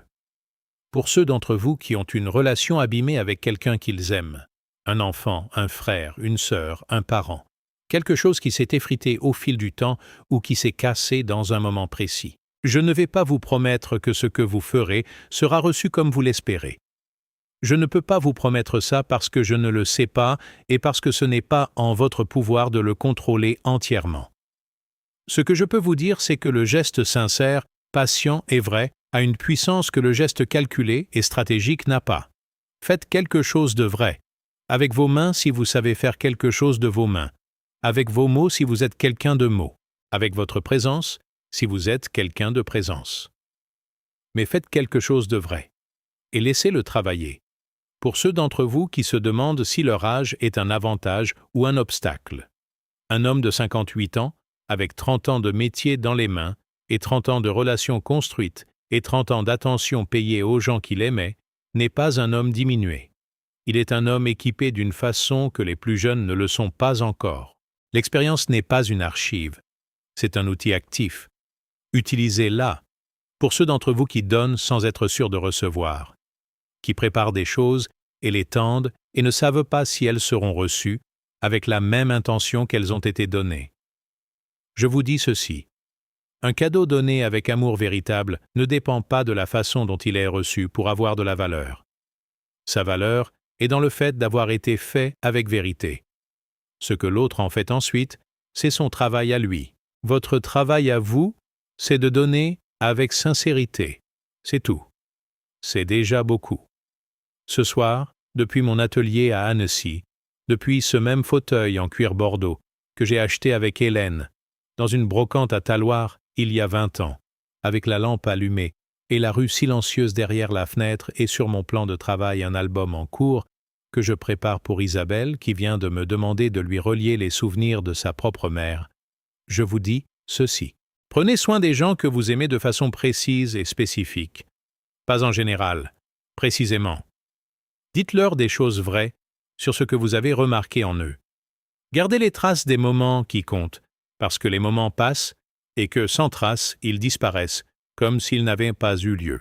Faites des choses de vos mains pour les gens que vous aimez parce que les choses faites à la main portent quelque chose que les choses achetées ne portent pas. Elles portent le temps qu'on leur a donné. Et le temps qu'on donne à quelqu'un, c'est la chose la plus précieuse qu'on possède. Et laissez des pages blanches, dans les albums, dans les relations, dans les conversations. Les pages blanches ne sont pas des pages vides. Elles sont des invitations. Elles disent « Je crois qu'il reste encore des choses à écrire entre nous ». Elles disent « Ce n'est pas fini ». Elles disent « Je suis encore là. Je suis encore là. » Merci d'avoir été là avec moi ce soir. Vraiment.